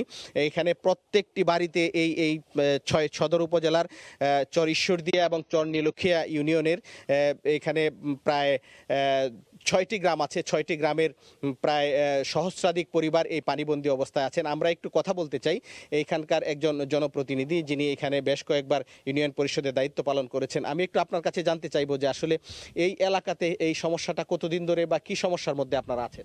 ধন্যবাদ ভাই আপনাকে। আমরা আসলে এই জলাবদ্ধতায় আপনার 2 মাস যাবত আমরা ভোগ করতেছি। আমাদের যে চরম দুর্ভোগের অবস্থায় আছে, আমাদের রাস্তাঘাট তলায় গেছে, আমাদের টিউবওয়েলের তলায় গেছে এবং আমাদের পাকের ঘরে পর্যন্ত পানি উঠছে। আমরা প্রশাসনকে বারবার দরখাস্ত করছি এবং বারবার আমরা তাদেরকে বলছি, কার্যকরী কোনো উদ্যোগ এখন পর্যন্ত নেওয়া হয় নাই। এখন পর্যন্ত শত শত মানুষ পানিবন্দী অবস্থায় আছে এবং হাজার হাজার একর জমিনের আমন ফসল একেবারে বিনষ্ট হয়ে গেছে গা। আমরা এর থেকে উত্তরণ চাই এবং অতি শীঘ্রই একটি খাল খনন করে আমাদেরকে ব্রহ্মপুত্র নদে সংযুক্ত করে খালটি যদি আমাদেরকে করা হয়, তাহলে এই এলাকার জনদুর্ভোগ থেকে আমরা অন্ততপক্ষে রেহাই পাবো। এই সরকারের কাছে আমাদের এইটাই দাবি, যাতে অতি শীঘ্রই আমাদের খাল খনন করে আমাদেরকে রক্ষা করা হয়। ধন্যবাদ। আমরা শুনছিলাম একজন জনপ্রতিনিধির কথা। তিনি বলছিলেন যে তারা দীর্ঘদিন যাবৎ এই সমস্যাটি সমাধান করার জন্য তারা প্রশাসনকে অবহিত করছিলেন এবং তারা বিভিন্ন ধরনের তারা আবেদন করেছেন এই সমস্যাটি সমাধান করার জন্য, কিন্তু এখন পর্যন্ত এই সমস্যাটি সমাধান হয়নি, যার কারণে এই অঞ্চলের মানুষের যে দুর্ভোগ সেই দুর্ভোগ এখনো রয়েই গেছে এবং এই দুর্ভোগ থেকে তারা আসলে কবে মুক্তি পাবেন সেই বিষয়টিও তারা এখন সঠিকভাবে বলতে পারছেন না। এবং আমরা এখানে এসে যে বিষয়টি দেখেছি যে আসলে এই অঞ্চলের মানুষ অবর্ণনীয় দুর্ভোগের মধ্যে আছেন এবং এই দুর্ভোগে থাকার কারণে মানুষজনের যে চলাচল, যাতায়াত এবং যে আনুষঙ্গিক কাজ প্রচণ্ড সমস্যা হচ্ছে, তারা চরম ভোগান্তির মধ্যে আছেন। এবং এই অঞ্চলের যে বাড়িঘর আছে সেই বাড়িঘর থেকে আমরা দেখেছি যে অনেক বাড়িঘর ছেড়ে মানুষ আত্মীয় স্বজনের বাড়িতে বা উঁচু জায়গায় অবস্থান নিয়েছেন, কিন্তু এখনো প্রায় 2 মাস হতে চললেও এখনো বাড়ি ফিরতে পারছেন না। তো এই ছিল আমার কাছে ময়মনসিংহের বাজিতপুর গ্রাম থেকে জলাবদ্ধতার সর্বশেষ খবর। পানি নিষ্কাশন না হওয়ায় ময়মনসিংহ সদর ও তারাকান্দা উপজেলার বেশ কয়েকটি গ্রামে জলাবদ্ধতার সৃষ্টি হয়েছে, সে খবরে জানাচ্ছিলেন আমাদের সহকর্মী হারুনুর রশিদ। শরীয়তপুরে বন্যায় ক্ষতিগ্রস্ত ক্ষুদ্র ও প্রান্তিক কৃষকদের বিনামূল্যে বীজ ও সার বিতরণ করেছে সরকার। গতকাল সকালে নড়িয়া উপজেলা কৃষি অফিস চত্বরে 125 জন কৃষককে 5 কেজি মাসকালাই বীজ ও 5 কেজি টিএসপি ও 10 কেজি ডিএপি সার দেয়া হয়। বন্যার ক্ষতি পুষিয়ে নিতে বিনামূল্যে বীজ ও সার পেয়ে খুশি প্রান্তিক কৃষকরা। জেলার সবকটি উপজেলায় 10,000 কৃষককে এ সুবিধা দেওয়া হবে বলে জানায় কৃষি বিভাগ। সরকারি বিশেষ বরাদ্দের টাকা পাওয়ার কথা গরিব অসহায়দের, অথচ বগুড়ায় দেয়া হয়েছে ফ্ল্যাট, মার্কেট, এমনকি গাড়ি রয়েছে এমন সচ্ছল ইউপি চেয়ারম্যান এবং মেম্বারের আত্মীয় স্বজনদের। আবার দুস্থদের নামে গোপনে বরাদ্দ তুলে আত্মসাৎ করেছেন চেয়ারম্যান এবং একজন মেম্বার। এছাড়া জাতীয় পরিচয়পত্র জালিয়াতির প্রমাণ রয়েছে একাধিক। সময় সংবাদের অনুসন্ধানে বেরিয়ে এসেছে এসব অপকর্মের নানা চিত্র। বগুড়ার গাবতলী ঘুরে রিপোর্ট করেছেন মাজিদুর রহমান, ছবি তুলেছেন রবিউল ইসলাম। বগুড়ার গাবতলী উপজেলার মহিষাবান ইউনিয়নের চেয়ারম্যান আওয়ামী লীগ নেতা আমিনুল ইসলামের ছোট বোন লুৎফুন্নেসা তার জাতীয় পরিচয়পত্র জালিয়াতি করে বয়স বাড়িয়ে বয়স্ক ভাতা 3 জন ভাগ্নে উজ্জ্বল, রফিকুল এবং রুবেলকে দেওয়া হয়েছে প্রধানমন্ত্রীর ত্রাণের টাকা। জিন্না প্রামাণিক চেয়ারম্যানের ভগ্নিপতি, তানের নগদ টাকা তালিকার নাম রয়েছে 217 নম্বরে। এছাড়া সুবিধাভোগী রেশন কার্ড নাম্বার 1384, বয়স্ক ভাতাও রয়েছে একই নামে। এছাড়া জিন্নার ছেলে আলামিন প্রধানমন্ত্রীর দেওয়া নগদ টাকা পেয়েছেন মামা চেয়ারম্যানের ক্ষমতা বলে। এভাবে 30 জন নিকটাত্মীয়কে দেওয়া হয়েছে সরকারের বিভিন্ন সাহায্য। এসব স্বজনদের অনেকের দালান বাড়ি, মার্কেট, দোকান সবই রয়েছে। টিউবওয়েল পাইছি আর 3 ভাই প্রতিষ্ঠা করে করোনার জন্য টাকা পাইছে, আর আমার মা বিধবা ভাতা পাইছে। আমিনুল ইসলাম তার আপন ভগ্নিপতি জিন্না, তাকে বয়স হয়নি, তাকে বয়স্ক ভাতা দেওয়া হয়েছে। ভিজিটি কার্ড হয়েছে কিন্তু জানেন না কার্ডধারীরা। এমন 20 জনের চাল তুলে দীর্ঘদিন ধরে আত্মসাতের অভিযোগ চেয়ারম্যানের বিরুদ্ধে। এছাড়া টাকা দিতে না পারায় সরকারি সুবিধা মেলেনি এমন শত অভিযোগ এলাকার দুস্থদের। গরিব হিসেবে বা বৃদ্ধ হিসেবেও কোনো কাঠ আমি পাইনি, এখনো দেয়নি। যদি কোনো ওই মেম্বার সে মানে কই তাহলে ওই কাবাগর পাঠে দেয় টাকার জন্য 10 টাকা কেজি চাউল, তাই আমরা পাইনু না, সে কাঠ 8টা কাঠ নিয়ে খুশ করে দিল। দলীয় চাপ এবং পরিষদের চেয়ারম্যান মেম্বারদের মধ্যে কার্ড ভাগাভাগি কারণে এসব হয়েছে বলে স্বীকার করেন ওই চেয়ারম্যান এবং মেম্বার। তবে উপজেলা নির্বাহী কর্মকর্তা বলছেন তাদের বিরুদ্ধে অভিযোগের তদন্ত শুরু হবে শীঘ্রই। দল আছে আর কি, দলের মানে ভাগ ঠিক না আর কি, তো মানে আনঅফিশিয়াল দলকেও কিছু দিতে হয় আর কি। হাই কমান্ড থেকে এগুলো নির্দেশ আছে।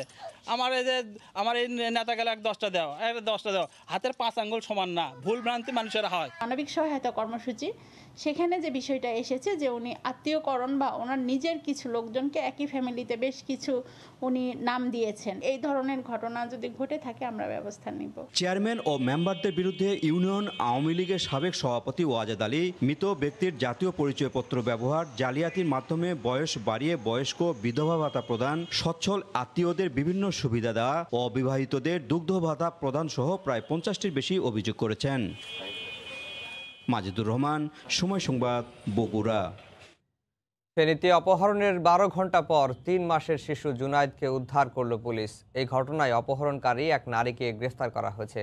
জড়িত সবাইকে গ্রেফতার করে আইনের আওতায় আনা হবে বলে জানায় পুলিশ। বিস্তারিত জানাচ্ছেন আতিয়ার সজল। ফেনীর ছাগলনাইয়ার পৌর শহরের কলেজ রোডের প্রবাসী শাহজাহানের স্ত্রী জায়েদা আক্তারের সঙ্গে গত কয়েক মাস আগে মুঠোফোনে পরিচয় হয় সদর উপজেলার চাঁদপুর গ্রামের শাহজাহানের স্ত্রী রোকসানা আক্তারের। তারা প্রায় একে অপরের বাসায় আসা যাওয়া করতেন। গত রোববার সকাল 9:30টায় জায়েদার 3 মাস বয়সী শিশু সন্তান জুনাইদ হোসেনকে বাসার ছাদ থেকে ঘুরিয়ে আনার কথা বলে বাসা থেকে বের হয় রোকসানা। এরপর শিশুটিকে নিয়ে পালিয়ে যায় সে। আর আমার বাচ্চা আমার কাছে ফিরে আসাতে আমার কাছে অনেক শান্তি লাগতেছে। এই ঘটনায় থানায় অভিযোগ করা হলে শিশুটিকে উদ্ধারে অভিযানে নামে পুলিশ। সোমবার সন্ধ্যায় সংবাদ সম্মেলন করে পুলিশ জানায়, গোপন সংবাদের ভিত্তিতে সোনাগাজীর চরখোয়াজ এলাকার পল্লী চিকিৎসক নূর নবীর বাড়ি থেকে উদ্ধার করা হয় অপহৃত শিশুটিকে। গ্রেপ্তার করা হয় অপহরণকারী রোকসানা আক্তারকে। তবে পালিয়ে যায় রোকসানার কথিত প্রেমিক মোহাম্মদ জীবন। থানায় ইনফর্ম করলে আমরা অভিযান পরিচালনা করি তথ্য প্রযুক্তির মাধ্যমে। উইদিন 12 আওয়ার্স আমরা শিশুটিকে উদ্ধার করতে সক্ষম হই এবং শিশু অপহরণকারী রোকসানাকে গ্রেপ্তার করতে সক্ষম হই। অপহরণের ঘটনায় ছাগলনাইয়া থানায় মামলা করেছেন শিশুটির মা। আতিয়ার সজল, সময় সংবাদ, ফেনী। ফেনীর দাগনভূঞায় চেতনানাশক ওষুধ খাইয়ে দুটি পরিবারের 20 জনকে অজ্ঞান করে ঘরের মালামাল লুট করার অভিযোগ উঠেছে। এ ঘটনায় অসুস্থরা দাগনভূঞা উপজেলা স্বাস্থ্য কমপ্লেক্সে চিকিৎসাধীন রয়েছেন। তবে কে বা কারা রাতের খাবারে চেতনানাশক ওষুধ মিশিয়েছে সে ব্যাপারে কিছুই জানাতে পারেনি ভুক্তভোগীরা। অন্যদিকে পুলিশ ঘটনাস্থল ঘুরে এসে জড়িতদের ধরতে অভিযান চালাচ্ছে। পুলিশ ও ভুক্তভোগীরা জানান, গতরাতে উপজেলার একপুর গ্রামের আবুল হাশেম এবং জাহাঙ্গীর আলমের ঘরের লোকেরা রাতের খাবার খেয়ে গভীর ঘুমে আচ্ছন্ন হয়ে পড়ে। এরপর রাতের সুবিধাজনক সময়ে দুটি ঘরের দরজা ভেঙে ভিতরে ঢুকে দুর্বৃত্তরা নগদ টাকাসহ স্বর্ণালংকার লুট করে নিয়ে যায়। সকালবেলা ঘুম থেকে কেউ না ওঠায় প্রতিবেশীদের সন্দেহ হয়। পরে ঘরের প্রবেশ করে অচেতন অবস্থায় দুই ঘরের প্রায় 20 সদস্যকে দেখতে পায়। খাওয়া সবার শেষ, ভাত খাওয়া শেষ, পরে ধরেন যে আমরা উঠে দাঁড়ামো, হঠাৎ করে আমাদের গা কাঁপতেছে, এরকম মাথা ঘুরার, আমরাও বিশ্বাসও করি না, মানে হাসি আর বাচ্চারা কিলে পাবে। এরপরে হঠাৎ করে আমরা মাথা ঘুরা টুরা দেখি, আমরা তেঁতুল টেতুল গুলি খাই, শুই গেছি গই। কানের দুল 2 জোড়া নিচে, চেন একটা নিচে, নাকের ফুল নিচে, আংটি একটা নিচে, আর 1,35,000। তাদেরকে অচেতন অবস্থায় উদ্ধার করে ফেনীর দাগনভূঞা উপজেলা স্বাস্থ্য কমপ্লেক্সে ভর্তি করা হয়। সেখানে প্রাথমিক চিকিৎসা নিয়ে 9 জন বাড়ি ফিরলেও 2 শিশু সহ 11 জন এখনো ভর্তি রয়েছে। এই ঘটনায় সন্দেহভাজন একজনকে পালাতে দেখেছে বলে দাবি ভুক্তভোগীদের। ভিতরে যাওয়ার সময় দেখতেছি এইভাবে ভিতর কিনার দিয়ে ছেলে সুমন নাম দাও একটা হাতে লয়ে পালাই রয়েছে। অন্যদিকে হাসপাতালে যারা ভর্তি রয়েছে তাদের অর্ধেকেরও বেশি এখনো জ্ঞান না ফিরলেও তারা সংখ্যামুক্ত বলে জানান চিকিৎসক। প্রত্যেকের অবস্থা এখন এই মুহূর্তে প্রাথমিক চিকিৎসার পরে স্টেবল অবস্থাতেই আছে। ঘটনাস্থল পরিদর্শন করে জড়িতদের আটকে অভিযান শুরু করেছে পুলিশ। বিভিন্ন থানায় অ্যারেস্ট হয়েছে, তাদের খোঁজখবর নিয়ে আমরা মূল এই ঘটনার সাথে যারা সম্পৃক্ত বা জড়িত তাদেরকে অতি দ্রুত গ্রেপ্তারের চেষ্টা করব। এই ঘটনায় ভুক্তভোগী পরিবারের পক্ষ থেকে মামলার প্রক্রিয়া চলছে। আতিয়ার সজল, সময় সংবাদ, ফেনী। দেশের বিভিন্ন পাইকারি ও খুচরা বাজারে হঠাৎ করে চালের দাম বেড়ে গেছে। এতে বাজারে চাল কিনতে গিয়ে হিমশিম খাচ্ছেন সাধারণ মানুষ। মিলাররা বলছেন, বাজারে হঠাৎ ধানের সরবরাহ কমে যাওয়ায় দাম বেড়েছে চালের। তবে কৃষি কর্মকর্তারা বলছেন, মাস খানেকের মধ্যে নতুন ধান বাজারে উঠলেই স্বাভাবিক হবে চালের বাজার। দেশের বৃহত্তম চালের মোকাম কুষ্টিয়ার খাজানগরে বেড়েছে সব ধরনের চিকন চালের দাম। ধানের দাম বাড়ায় চালের উৎপাদন খরচ বেড়েছে বলে দাবি মিলারদের। এদিকে হঠাৎ দাম বেড়ে যাওয়ায় চালের বেচাকেনা কিছুটা কমে গেছে বলে জানিয়েছেন খুচরা বিক্রেতারা। চালের দাম বৃদ্ধিতে সবচেয়ে বিপাকে পড়েছেন খেটে খাওয়া নিম্ন আয়ের মানুষ। ধানের দাম কমলে চালের দাম কমে যাবে। দিন এনে দিন খাই, আমাদের চালের দাম যেভাবে আছে সেভাবে স্বাভাবিক থাক, আর আমরা যেমন চালের দাম না বাড়ে। নওগাঁর পাইকারি মোকামে সব ধরনের চালের দর বেড়েছে কেজিতে 3 টাকা করে। দফায় দফায় দাম বাড়ায় আয় ব্যয়ের হিসাব মেলাতে পারছেন না খেটে খাওয়া নিম্ন আয়ের মানুষ। জেলার চালের মোকামে গেল সপ্তাহ থেকে প্রতি বস্তায় দাম বেড়েছে 200 থেকে 250 টাকা। মিনিকেট 50 কেজির বস্তা 2300 থেকে বেড়ে 2500 টাকা। সম্পা কাটারি 2250 থেকে 2350 টাকা। নাজির শাইল 2400 থেকে বেড়ে 2600 টাকায় বিক্রি হচ্ছে। যেহেতু ধানের বাজার বৃদ্ধি পেয়েছে সেই কারণে কিছুটা চাউলের বাজার বৃদ্ধি পাচ্ছে। গত সপ্তাহে ধান কিনছিলাম আমি 980 টাকা করে কাটারি চাল, কাটারি ধানটা।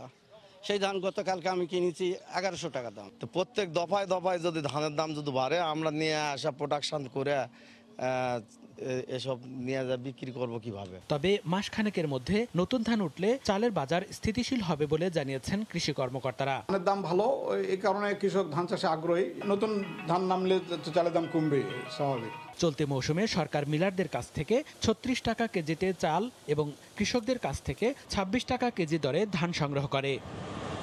মনিরুজ্জামান প্রান্ত, সময় সংবাদ। ভারতীয় পেঁয়াজ রপ্তানি নিয়ে নাটকীয়তার মাথায় হাত ব্যবসায়ীদের। দু একদিন পর পর রপ্তানি বন্ধ করে দেয় বিপাকে আমদানিকারকরা। স্থলবন্দরে আটকে থেকে নষ্ট হচ্ছে পেঁয়াজ, এতে কম দামেই বিক্রি করতে বাধ্য হচ্ছেন অনেকেই। এদিকে এখনও বেনাপোল দিয়ে কোনো পেঁয়াজ বোঝাই ট্রাক আসেনি বলে নিশ্চিত করেছেন বন্দর কর্তৃপক্ষ। বিস্তারিত রিপোর্টে। পেঁয়াজের পচন ঠেকাতে নানা রকম চেষ্টা হিলির ব্যবসায়ীদের, এভাবে কিছুটা হলেও ক্ষতি পুষিয়ে নেওয়ার চেষ্টা। ফেলে দেওয়ার পর তো অবশিষ্টটা একটু শুকে টুকে দিয়েছি। পচা পেঁয়াজগুলো বাতাসে শুকাচ্ছি, যে 2-4 টাকা পাওয়া যায়, এটা ফেলে দিয়ে তো আর লাভ নেই। তবে আড়তে ভালো পেঁয়াজ না থাকায় না কিনেই ফিরে যাচ্ছেন অনেক ক্রেতা, কেউ আবার বাধ্য হয়ে এই পেঁয়াজ কিনেই বাড়ি ফিরছেন। এদিকে শনিবার এলসি করা 11টি ট্রাক হিলি স্থলবন্দর দিয়ে বাংলাদেশে প্রবেশের পর আবারও বন্ধ হয়ে যায় আমদানি। ওপারে এখনো পেঁয়াজ বোঝাই 1.5 শতাধিক ট্রাক বাংলাদেশে ঢোকার অনুমতির অপেক্ষায় আটকে আছে। আমি হিলিতে আসলাম, পেঁয়াজ নিতে আসে, দেখলাম পচা সালকাটা 5 বস্তা পেঁয়াজ কিনলাম 5 টাকা কেজি। সব আড়তে পেঁয়াজ আছে, ভালোগুলা দিচ্ছে না, খারাপগুলা দিচ্ছে 5 টাকা কেজি। ভোমরা স্থলবন্দরের রাস্তার পাশে পচা পেঁয়াজের স্তূপ। গত দুদিনে ভারত থেকে আসা 36 ট্রাকের বেশিরভাগই পচা পেঁয়াজ ভর্তি। বাধ্য হয়েই ফেলে দেন ব্যবসায়ীরা। একদিকে এলসির হাজার হাজার ডলারের ঋণ, অন্যদিকে পেঁয়াজের ক্রেতা সংকট। সব মিলিয়ে বিশাল অঙ্কের ক্ষতির মুখে আমদানিকারকরা। এই জায়গায় ঘোষাডাঙ্গায় 6 থেকে 7 দিন আটকে রেখেছে। এই টোটাল 12 থেকে 14 দিন গাড়িটা দাঁড়ায় যাওয়ার কারণে মালগুলো সব পচে গেছে। মালিক বাঁচাবার জন্য আমরা কাজ করতেছি, আর পচা মাল রোডের সাইডে ফেলিয়ে দিতে হচ্ছে। এছাড়া এখনো বেনাপোল স্থলবন্দর দিয়ে অনুমতি না মেলায় ভারত থেকে কোনো পেঁয়াজের ট্রাক ঢোকেনি। আমদানি অনিশ্চিত হওয়ায় ব্যবসায়ীরা ট্রাক পেট্রাপোল থেকে সরিয়ে ভোমরা স্থলবন্দরে নিয়ে যাচ্ছেন। ফাহরিয়া ফারজানা, সময় সংবাদ। রাজধানীর সবজির আড়তগুলোতে সকালের শুরুতেই চলছে জমজমাট বেচাকেনা। সে খবর জানাতে এই মুহূর্তে রাজধানীর মিরপুর 1 এলাকার পাইকারি সবজি আড়তে আছেন সহকর্মী জুবায়ের ফয়সাল। সরাসরি জড়িয়ে আছি তার কাছে। জুবায়ের। আফজাল, আমি এখন মিরপুর 1 কাঁচা বাজারের আড়তে, এবং এটি হলো সব ধরনের কাঁচা সবজির পাইকারি আড়ত, এবং দেশের বিভিন্ন প্রান্ত থেকে এখানে আসলে গভীর রাতেই বিভিন্ন প্রান্তের শাকসবজিগুলো চলে আসে। এবং আমরা যেটি দেখতে পাচ্ছি যে আজকে সকালে যখন আমরা বাজারে এলাম, আমরা কিছু সবজির যে বিষয়গুলো দেখেছি যে সাধারণত পাইকারি আড়তগুলোতে যে ধরনের দাম থাকে সেই তুলনায় কাঁচা বাজারে যে খুচরা বাজার রয়েছে সেখানে কিছুটা পার্থক্য থাকে না। আমরা যে তথ্যগুলো বাজার থেকে পেলাম সেটি হলো যে এখানে পাইকারি বাজারে যে জিনিসগুলো যে দামে বিক্রি হচ্ছে, খুচরা বাজারে কিন্তু তার চেয়ে যথেষ্ট বেশি দরে বিক্রি হচ্ছে। এবং এটির যৌক্তিক কারণ কি সেটি হয়তো সরকারের যারা নীতি নির্ধারক রয়েছেন, যারা বাজার তদারকিতে রয়েছেন, তারা বলতে পারবেন। আজকে পাইকারি বাজার থেকে আমরা যে তথ্যটি পেয়েছি, মিষ্টি কুমড়া এখানে 25 টাকা কেজি দরে বিক্রি হচ্ছে। অর্থাৎ এখানে যে পাইকারি বিক্রির যে পদ্ধতি, পাল্লা হিসেবে 5 কেজিকে বলা হয় পাল্লা। 5 কেজি বিক্রি হচ্ছে 125 টাকা দরে। এছাড়া পেঁপে বিক্রি হচ্ছে 20 টাকা কেজি দরে, গাজর বিক্রি হচ্ছে 60 টাকা দরে, মূলা বিক্রি হচ্ছে 44 টাকা দরে, ঢেঁড়স বিক্রি হচ্ছে 40 টাকা দরে। এবং আপনি জানেন যে করোনাকালীন সময়ে টমেটো এবং আমড়ার চাহিদা কিছুটা বাড়ার কারণে টমেটো এখনো পর্যন্ত 90 থেকে 95 টাকা দরেই বিক্রি হচ্ছে। 3 ধরনের টমেটো আজকে বাজারে আমরা এসে দেখতে পেয়েছি। তার মধ্যে দেশি টমেটো রয়েছে একটি, এবং হাইব্রিড একটি টমেটো রয়েছে, এবং আরেকটি আছে এলসি আমদানি করা, যেটি নর্মালি ভারত থেকে বাংলাদেশে আসছে। আরেকটি জিনিস আমরা দেখছি, লাউ বিক্রি হচ্ছে এখানে 30 থেকে 50 টাকা প্রতি পিস, বেগুন বিক্রি হচ্ছে 50 টাকা কেজি দরে, এবং বাঁধাকপি বিক্রি হচ্ছে 15 থেকে 25 টাকা পিস, এবং ফুলকপি বিক্রি হচ্ছে 30 থেকে 35 টাকা পিস। আপনাদের যদি বলি, করলা বিক্রি হচ্ছে 42 টাকা দরে, এবং লাল শাক বিক্রি হচ্ছে 6 টাকা আটি। পুঁই শাকের ক্ষেত্রে আমরা দেখেছি 10 টাকা 12 টাকা আটি বিক্রি হচ্ছে। সব মিলিয়ে আমরা যেটি বলতে বাজারে এসে যে তথ্যগুলো পেয়েছি সেটি পর্যালোচনা করলে আমরা যেটি দেখছি যে পাইকারি বাজারের তুলনায় খুচরা বাজারগুলোতে আসলে দামটা একটু অস্বাভাবিক রকমের বেশি হয়ে যায়। আরেকটি বিষয় লক্ষ্য করছি আমরা বাজারে আসার পরে, সেটি হলো যে এই বাজারে করোনাকালীন সময়ে এবং করোনার সময়ে সরকার যখন চিন্তিত দ্বিতীয় ধাপের সংক্রমণ বা দ্বিতীয় ধাপের যে পরিস্থিতি, সংকটময় পরিস্থিতি, সেটি নিয়ে, কিন্তু এই বাজারে সেই স্বাস্থ্যবিধি মানার ক্ষেত্রে কিংবা মাস্ক পরিধান করার ক্ষেত্রে, স্যানিটাইজার ব্যবহার করার ক্ষেত্রে এরকম কোনো ধরনের কোনো ব্যবস্থা আমরা দেখিনি। এবং এখানে সরকারের যে তদারকি সংস্থাগুলো রয়েছে যারা নর্মালি বাজারগুলোতে স্বাস্থ্যবিধি তদারকি করে থাকেন তাদেরকেও আমরা দেখিনি। আরেকটি বিষয়, এই বাজারটি আগে কিন্তু ছিল মিরপুর 1-এ শাহ আলী মাজারের পরে গিয়ে, তো সেখানে আসলে যানজট এবং রাস্তার উপরে বাজারটা থাকবে না, সে কারণে কিন্তু এখানে স্থানান্তর করা হয়েছে। তারপরেও এই রাস্তাটি একটি গুরুত্বপূর্ণ সড়ক, বেড়িবাঁধের পাশেই। এখানে ঢোকার ক্ষেত্রে আমরা দেখছি যে তীব্র যানজট তৈরি হয় বাজারে, এবং এখানেও রাস্তার পাশেই কিন্তু সবাই এখানে পণ্য রেখে বিক্রি করেন, এবং ভ্যানগুলো সারি সারিভাবে দাঁড়িয়ে থাকার কারণে এখানে কিন্তু এক ধরনের যানজট তৈরি হয়। বাজারে সবজির ক্ষেত্রে আমরা যেটি দেখতে পাচ্ছি যে এই সময়ে সবজির যে দাম এবং সবজির যে মান সেটি বিবেচনায় আসলে দামের তারতম্য হচ্ছে। এবং এই বাজারে আমরা এখন বাজার প্রায় শেষের পথে, বাজার নর্মালি শুরু হয় ভোর 5টার পর থেকেই, এবং যখন আমরা এখানে এলাম সকালবেলা 6টার পরে, সেখানে আমরা দেখছি যে আসলে বাজারটা খুব বেশিক্ষণ এখানে স্থায়ী হয় না, কারণ এখান থেকে পণ্য কিনেই কিন্তু রাজধানীর বিভিন্ন এলাকায় যারা খুচরা বিক্রি করেন, ভ্যানে করে বিক্রি করেন, ছোট ছোট কাঁচা বাজারে বিক্রি করেন, তারা কিন্তু এখান থেকেই পণ্যগুলো নিয়ে যান, এবং এখান থেকে নিয়ে যাওয়ার ফলে তাদের কিন্তু একটু আগে ভাগেই যেতে হয়। তো আফজাল, আমার কাছে আসলে মিরপুর 1 নম্বরের কাঁচা বাজারের আড়তগুলো থেকে এই ছিল সবশেষ। পরবর্তীতে হয়তো আপনাদেরকে আরও তথ্য দিতে পারবো। সবজির বাজারের খবর জানাতে রাজধানীর মিরপুর থেকে আমাদের সঙ্গে যুক্ত হয়েছিলেন সহকর্মী জুবায়ের ফয়সাল। পাবনার মাসুম বাজারের মাছের আড়তে ভোর থেকে শুরু হয় বেচাকেনা, চলে সকাল পর্যন্ত। সেখানে আছেন সহকর্মী সৈকত আফরোজ আসাদ। সরাসরি যাচ্ছি তার কাছে। আসাদ,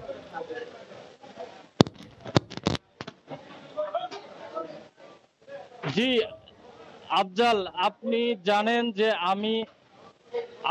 আমি এখন পাবনার মাছের বড় বাজার মাসুম বাজারে অবস্থান করছি। এই মাছ বাজারটি দীর্ঘদিনের প্রাচীন একটি মাছ বাজার। এখানে বিভিন্ন প্রজাতির মাছ আসে, কেনা বেচা হয়। সকাল থেকে শুরু হয়, সকাল 9টা পর্যন্ত চলে। আমি পাবনার অন্যতম এই মাসুম বাজারে মাছের অন্যতম একটি হাট। এই হাটে পাবনার বিভিন্ন এলাকা থেকে, নদী নালা খাল বিল থেকে এবং পুকুর থেকে জেলেরা সারা রাত মাছ ধরে এই বাজারে নিয়ে আসে এবং এখানে বিক্রি করে। কালকেও এই বাজারে প্রচুর মাছের আমদানি হলেও আজকে বৈরী আবহাওয়ার কারণে মাছের বাজারে অনেকটাই কম মাছের আমদানি হয়েছে। আমরা এখানকার আড়তদারদের সাথে কথা বলে যেটা জানতে পেরেছি সেটা হলো, এমনিতেই নদী নালায় পানি বেশি, পুকুরের মাছ ধরছেন না জেলেরা। অপরদিকে নদী নালার পানি বেশি থাকার কারণে জেলেরা সেখানেও মাছ কম পাচ্ছে। এই কারণেই এই বাজারে মাছ কম।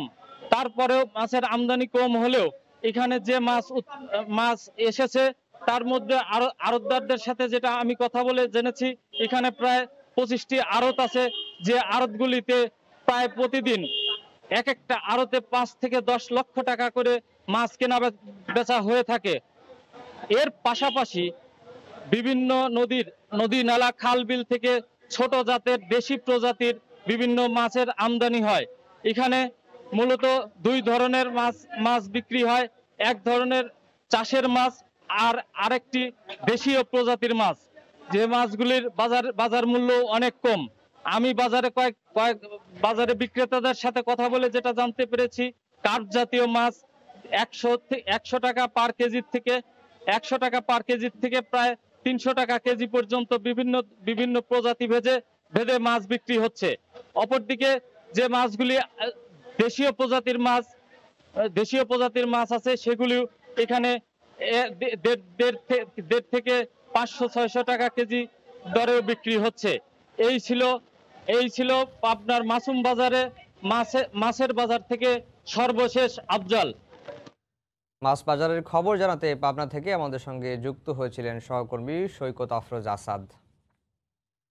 পানির দামে পাট কিনতে সরকারকে দিয়ে রফতানি বন্ধ করানোর ষড়যন্ত্র করছে মিল মালিকরা, এমন অভিযোগ করে বাংলাদেশ জুট অ্যাসোসিয়েশন ও শিপার্স কাউন্সিল সংবাদ সম্মেলনে জানায়, সরকারি মিল বন্ধ হওয়ায় এমনিতেই কমে গেছে 13 লাখ বেল কাঁচা পাটের চাহিদা। এমন অবস্থায় রফতানি বন্ধ বা শুল্ক আরোপের ফলে নষ্ট হবে অব্যবহৃত পাট। এর ফলে দাম না পেয়ে কৃষক পাট চাষ বন্ধ করে দেবে বলেও মত তাদের। কিছুদিন আগেই বন্ধ হয়েছে সরকারি সব পাটকল, ঘুরছে না কারখানার চাকা। ব্যবহার না থাকায় কমপক্ষে 13 লাখ বেল কাঁচা পাটের চাহিদা কমেছে জানিয়ে বাংলাদেশ জুট অ্যাসোসিয়েশনের দাবি, রপ্তানি না হলে নষ্ট হবে সব পাট, দাম কমে নামবে তলানিতে। ক্ষতির মুখে তো বটেই, আগামী বছর থেকে পাট চাষেও আগ্রহ হারাবে কৃষক।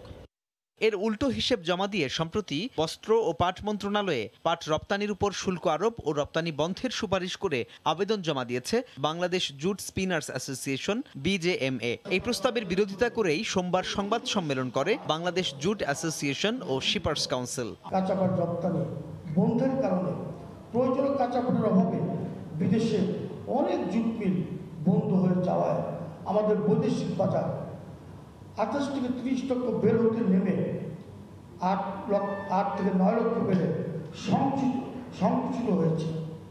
নতুন করে রপ্তানি শুল্ক আরোপিত হলে আমাদের এখন যতটুকু কাঁচা পাটের আন্তর্জাতিক বাজার আছে তাও আর থাকবে না। ভুল তথ্য দিয়ে সরকারকে বিভ্রান্ত করা হচ্ছে এমন অভিযোগ করে তারা বলেন, রপ্তানি বন্ধ করে পানির দামে পাট কেনার ষড়যন্ত্র করছেন মিল মালিকরা। পাটের ন্যায্য মূল্য না পেলে পাটের দিন আপনার চাষ হয়ে যাবে। যেই বছর পাটের ন্যায্য মূল্য পায়, উৎপাদন খরচের সাথে সামঞ্জস্য রেখে যদি চাষিরা পাটের মূল্য পায়, তারপরের বছর পাট উৎপাদন বাড়ায়। সরকারকে যেভাবে বুঝিয়ে শুনিয়ে ওনারা কিন্তু সাকসেসফুল হয়ে গেছেন। এক প্রমাণ বিরোধিতার কাজটা রপ্তানি বন্ধ। BJMA স্পিনাররা মনোবলি করতে চান। এখন রজত এক্সপোর্টাররা বলে যাক বিলিয়ন 3 শেষ, বাস আমাদেরকে এখন আমি যে দামে পাট সেই দামে দিতে হবে। চারিদিক দিয়ে ওনারা লাভ পেতে চায়। অতিরিক্ত রপ্তানির কারণে যেন মিলে পাটের অভাব না হয়, আবার অতিরিক্ত উদ্বৃত্তের কারণে যেন দাম পড়ে না যায়, সে পদক্ষেপ নেয়ার ব্যাপারে সরকারকে আহ্বান জানান বক্তারা। সাজিদ রাজু, সময় সংবাদ, ঢাকা। অনিয়ম, অব্যবস্থাপনা, পণ্য রক্ষণাবেক্ষণের বেহাল দশা আর জায়গা সংকটে স্থবির হয়ে পড়েছে বেনাপোল স্থলবন্দরের আমদানি রপ্তানি কার্যক্রম। ব্যবসায়ীদের অভিযোগ, বন্দরের অবকাঠামো উন্নয়ন নিয়ে উদাসীন কর্তৃপক্ষ, আর এমন অব্যবস্থাপনায় ক্ষুব্ধ হয়ে বাণিজ্য বন্ধের হুমকি দিয়েছেন ভারতীয় ব্যবসায়ীরা। তবে বন্দর কর্তৃপক্ষের দাবি, অবকাঠামো উন্নয়নে বেশ কিছু পরিকল্পনা নেওয়া হয়েছে। বেনাপোল প্রতিনিধি আজিজুল হকের পাঠানো তথ্য ছবি নিয়ে রিপোর্ট। 1972 সাল থেকে বেনাপোল বন্দরের সাথে ভারতের পেট্রাপোল বন্দরের বাণিজ্যিক কার্যক্রম শুরু হয়। যোগাযোগ ব্যবস্থা সহজ হওয়ায় দুই দেশই বাণিজ্যে আগ্রহী, কিন্তু বেশ কয়েক বছর ধরে বেনাপোল বন্দরে অবকাঠামো দুর্বলতা, অনিয়ম, অব্যবস্থাপনার কারণে ব্যাহত হচ্ছে বাণিজ্যিক কার্যক্রম। ব্যবসায়ীরা বলছেন, বন্দরে জায়গার অভাব আর পণ্য খালাসের যন্ত্রপাতি বিকল থাকায় পণ্য খালাস দিতে পারছেন না তারা। দিনের পর দিন খালাসের অপেক্ষায় ট্রাক দাঁড়িয়ে থাকায় বাড়ছে আমদানি খরচ। এখানে 10 থেকে 15 দিন ডিসি হয়, সেখানে ড্যামারেজ চলে আসে। এই ড্যামারেজগুলোর কারণে আমাদের আমদানি পণ্যর মূল্য বেড়ে যায়। যদি বেনাপোল বন্দরে ইকুইপমেন্ট এবং জায়গার পরিমাণ বাড়ানো যায়, তাহলে ইন্ডিয়ান ট্রাক ঢোকার সাথে সাথে গাড়িগুলো খালি করে আবার তাদের দেশে ফিরে যেতে পারবে। বেনাপোল স্থলবন্দরে নিজস্ব একটা পরীক্ষাগার থাকা দরকার। সমস্যার কথা জানালেন ভারতীয় ট্রাক চালকরাও। গাড়ি খালি হচ্ছে না, পার্টিকে জিজ্ঞাসা করলে বলছে আমাদের পোর্টে জায়গা নেই, আমাদের গোডাউনে জায়গা নেই, গাড়ি খালি করতে পারছি না। বন্দরের ব্যবসায়ী সংগঠনের নেতারা বলছেন, বন্দরের ধারণ ক্ষমতা 40,000 মেট্রিক টন হলেও পণ্য থাকে 2 লাখ মেট্রিক টনের মতো। উন্নয়ন বাড়াতে হলে এ বন্দরকে অর্থ মন্ত্রণালয়ের অধীনে নেয়ার তাগিদ তাদের। আমাদের এই স্থলবন্দর কর্তৃপক্ষ অবশ্যই হোম অথবা ফাইন্যান্সের আন্ডারে থাকতে হবে এবং তাহলে তার ডেভেলপমেন্ট হবে। বন্দর কর্তৃপক্ষ বলছে, বন্দরের জন্য নতুন জায়গা অধিগ্রহণ সহ অবকাঠামো উন্নয়নে বেশ কিছু পরিকল্পনা রয়েছে তাদের। জায়গা অধিগ্রহণ করেছি এবং আমরা কয়েকটি নতুন শেড নির্মাণ করেছি এবং আরো কয়েকটি নতুন শেড নির্মাণের পরিকল্পনা আছে। দেশে সরকার অনুমোদিত 24টি স্থলবন্দরের মধ্যে সচল 12টি স্থলবন্দর। এর মধ্যে সবচেয়ে বড় আর বেশি রাজস্বদাতা বন্দর বেনাপোল স্থলবন্দর। সময় সংবাদ, বেনাপোল। নোয়াখালীতে নিত্য প্রয়োজনীয় সামগ্রীর মূল্য কমানো, বন্ধ পাটকল খুলে দেওয়া সহ কয়েক দফা দাবিতে মানববন্ধন হয়েছে। গতকাল সকালে মাইজদি টাউন হল মোড়ে বাসদ মার্ক্সবাদী পাটচক্র ফোরামের উদ্যোগে এই মানববন্ধন হয়। এতে বক্তারা নিত্য প্রয়োজনীয় দ্রব্যের দাম কমানো, বন্ধ পাটকল খুলে দেওয়া, কর্মী ছাঁটাই বন্ধ করা, ডিজিটাল নিরাপত্তা আইন বাতিল সহ কয়েক দফা দাবি জানানো হয়। এ সময় বক্তারা বিনামূল্যে করোনা পরীক্ষা ও চিকিৎসার দাবি জানান। মুজিব শতবর্ষ উপলক্ষে চুয়াডাঙ্গায় বঙ্গবন্ধুর মুরালের উদ্বোধন করা হয়েছে। গতকাল বেলা 11টায় সদর উপজেলা চত্বরে এই অনুষ্ঠানের আয়োজন করা হয়। উদ্বোধন করেন চুয়াডাঙ্গা 1 আসনের সংসদ সদস্য সুলাইমান হক জোয়ারদার। তিনি শেখ মুজিবুর রহমানের জীবন আদর্শকে ধারণ করে দেশের উন্নয়নে সকলকে একসঙ্গে কাজ করার আহ্বান জানান। এরপর দোয়া ও মাহফিলে বঙ্গবন্ধু ও তার পরিবারের নিহত সদস্যদের আত্মার মাগফিরাত কামনা করা হয়।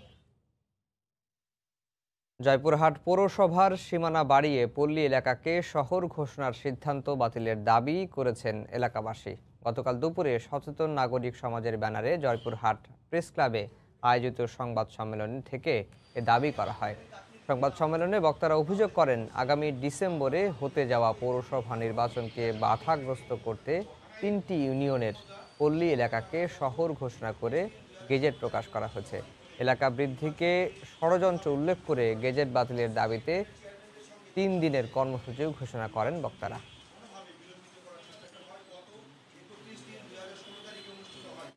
বেঁধে দেওয়া সময়ের মধ্যে টিউশন ফি দিতে না পারলে শিক্ষার্থীদের জুম অ্যাকাউন্ট বন্ধ ও রেজিস্ট্রেশন বাতিলের হুঁশিয়ারি দিয়েছেন রাজধানীর মাস্টারমাইন্ড স্কুল।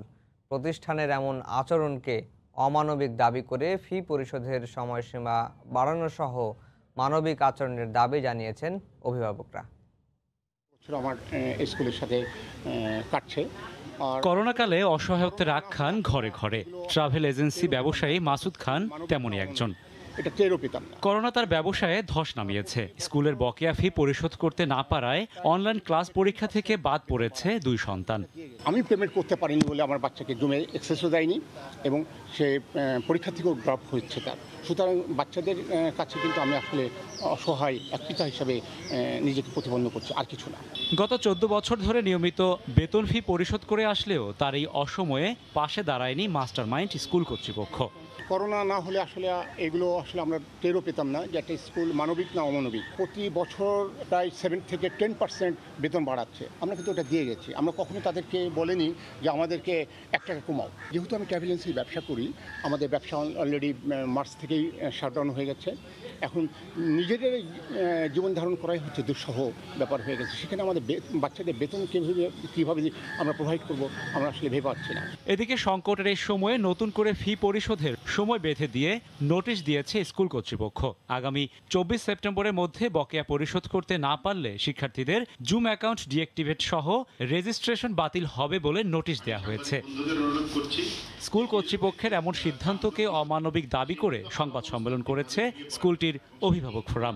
স্পষ্টভাবে উল্লেখ করা আছে যে আগামী 24 সেপ্টেম্বরের মধ্যে যদি পেমেন্ট না করা হয় তাহলে এই যে জুম অ্যাকাউন্ট যেটা আছে সেই জুম অ্যাকাউন্ট তারা ডিঅ্যাক্টিভ করে দিবেন এবং স্কুল রেজিস্টার থেকে আমাদের নাম্বার দিয়ে দিবেন। বিগত বছরগুলোতে আমরা 6 মাস ইচ্ছা করলে বেতন তখন দিতে পারতাম, কিন্তু দুঃখজনক হলো এই করোনাকালীন সময়ে তারা 2 মাসের বেতনের জন্য আমাদেরকে ভীষণ একটা চাপ দিয়ে দিয়েছে।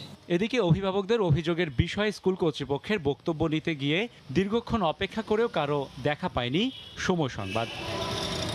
রাশেদ বাপ্পি, সময় সংবাদ, ঢাকা। ভোরের সময় আরও থাকছে। স্বাধীন বাংলা ফুটবল দলের সাবেক স্ট্রাইকার নওশেরুজ্জামানের করোনায় মৃত্যু। মঙ্গলবার ঢাকা ও মুন্সিগঞ্জে 2 দফা জানাজা শেষে চাঁদপুরে দাফন।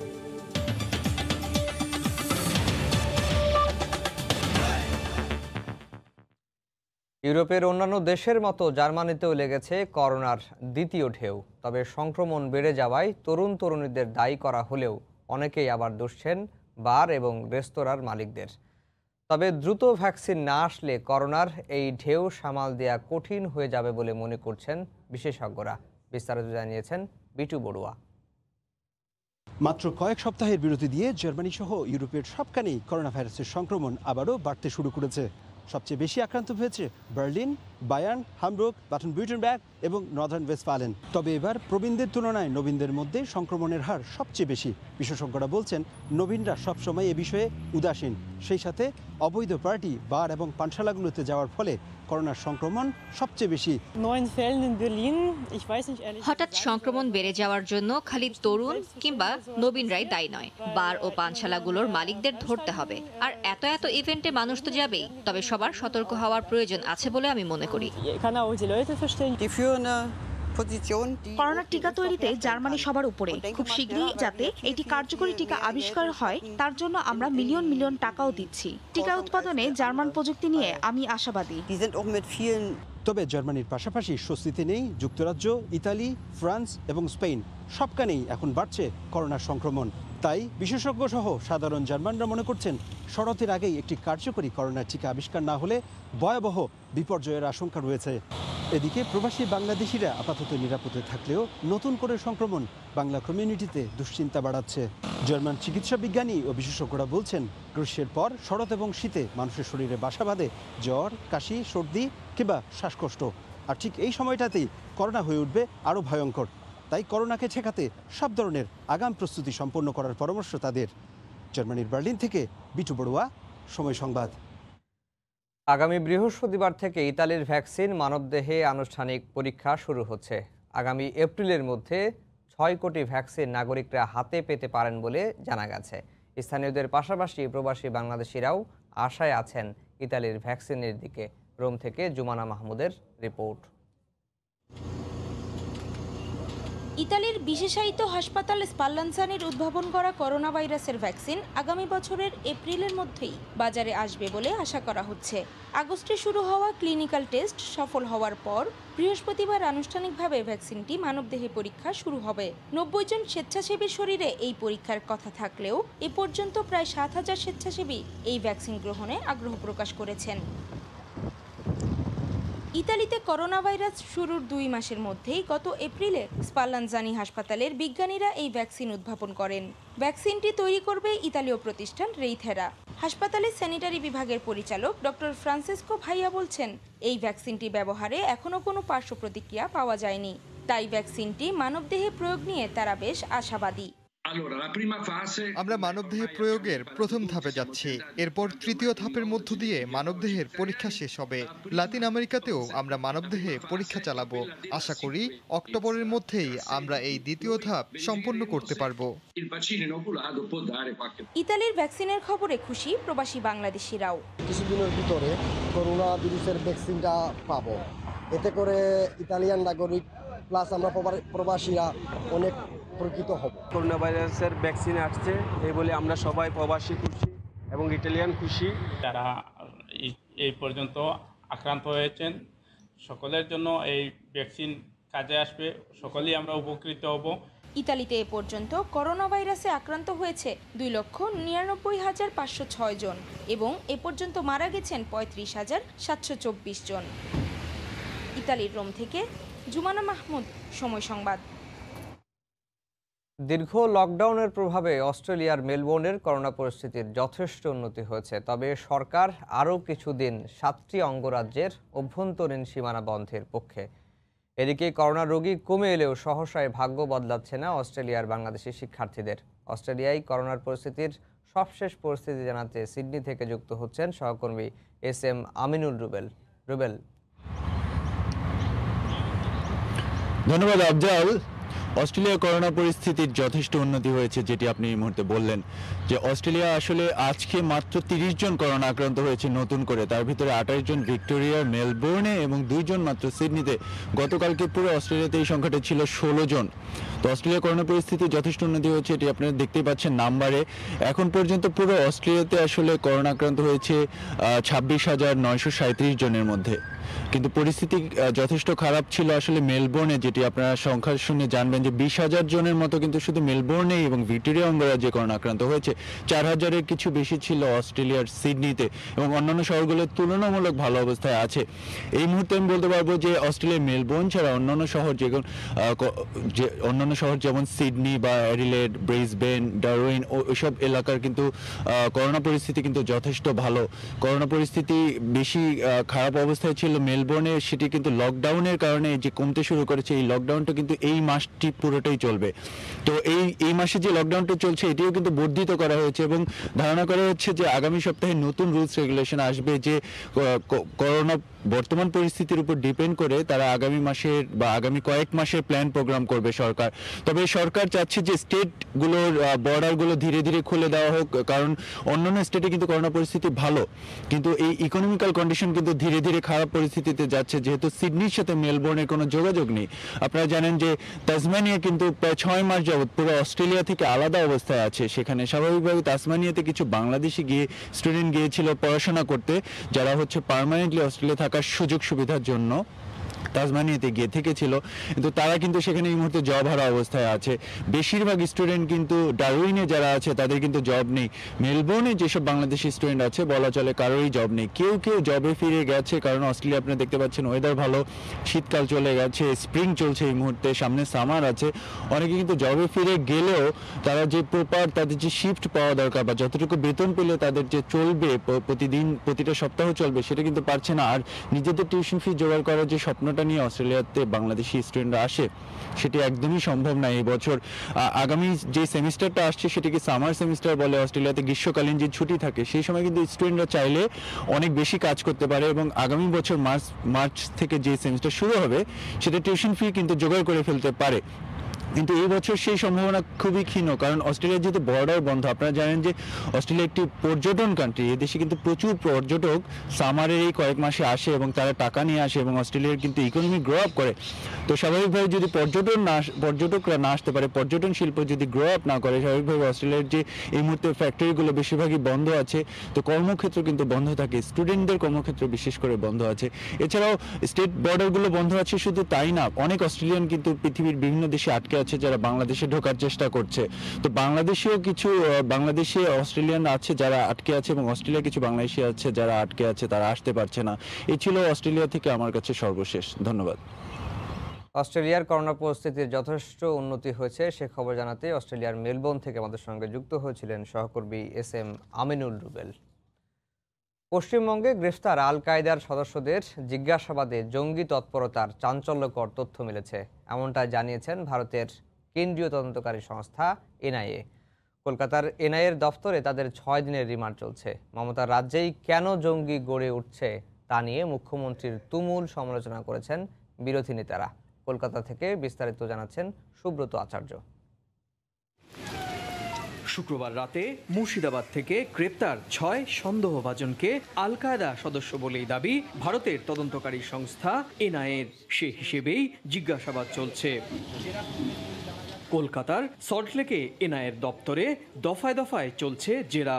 জানা গেছে গ্রেপ্তার হওয়াদের মধ্যে একজনের বাড়িতে মিলেছে মাটির নিচে গোপন ঘর, সেখানে বিপুল পরিমাণ ইলেকট্রনিক যন্ত্রাংশ মিলেছে অভিযানে। তবে গ্রেপ্তারকৃতের পরিবারের দাবি শৌচালয় তৈরির জন্যই ওই ঘরটি তৈরি করা হয়েছিল। পুরো মিথ্যা কথা, সুরঙ্গ কখনো ওসব জানেই না, ওসব কি জিনিস বুঝেই না।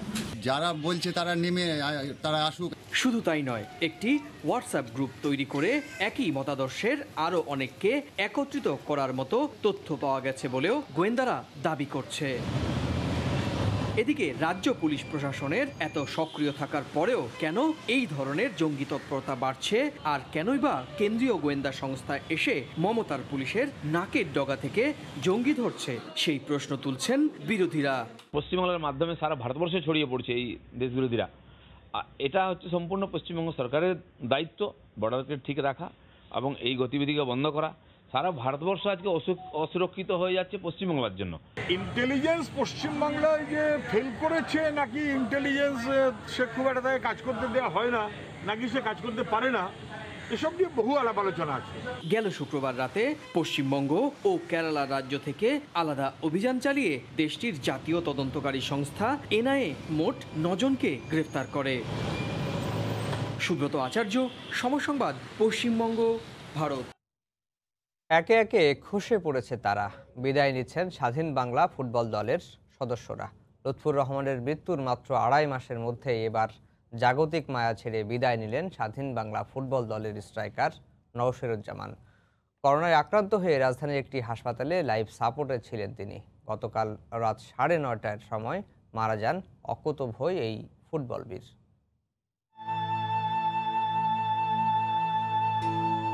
ক্ষিপ্রতায় যার উপমা ছিল বাজ পাখি, ফিনিশিংয়ে যার তুলনা সে নিজেই। শুধু ফুটবলই নয়, ক্রিকেট কিংবা অ্যাথলেটিক্স সমান দাপটে মাতিয়েছেন মাঠ।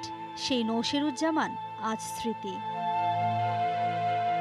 ফুটবলই নওশেরকে দিয়েছে আলাদা পরিচিতি। স্বাধীনতার আগে খেলেছেন রেলওয়ে, ওয়ারি, ফায়ার সার্ভিস ও ভিক্টোরিয়ার হয়ে। যুদ্ধ চলাকালীন সময়ে চলে যান আগরতলায়। পরে স্বাধীন বাংলা ফুটবল দল গঠন হলে তাজউদ্দিন আহমেদের বিশেষ সহায়তায় সালাউদ্দিন, এনায়েত, আইনুল কায়কোবাদের সঙ্গে তাকেও আগরতলা থেকে উড়িয়ে আনা হয় বিএসএফ এর বিশেষ বিমানযোগে। পার্ক সার্কাস ময়দানে অনুশীলনের প্রথম থেকে নিয়মিত মুখ নওশের। স্বাধীন বাংলা দলের হয়ে অংশ নিয়েছেন প্রায় প্রতিটি ম্যাচেই। স্বাধীনতার পরে হয়েছেন আরও ক্ষিপ্র। খেলেছেন ওয়াবদা, মোহামেডান ও ওয়ান্ডারার্সের জার্সিতে। 73 থেকে 76 এই 3 বছর ছিলেন জাতীয় দলের নিয়মিত মুখ।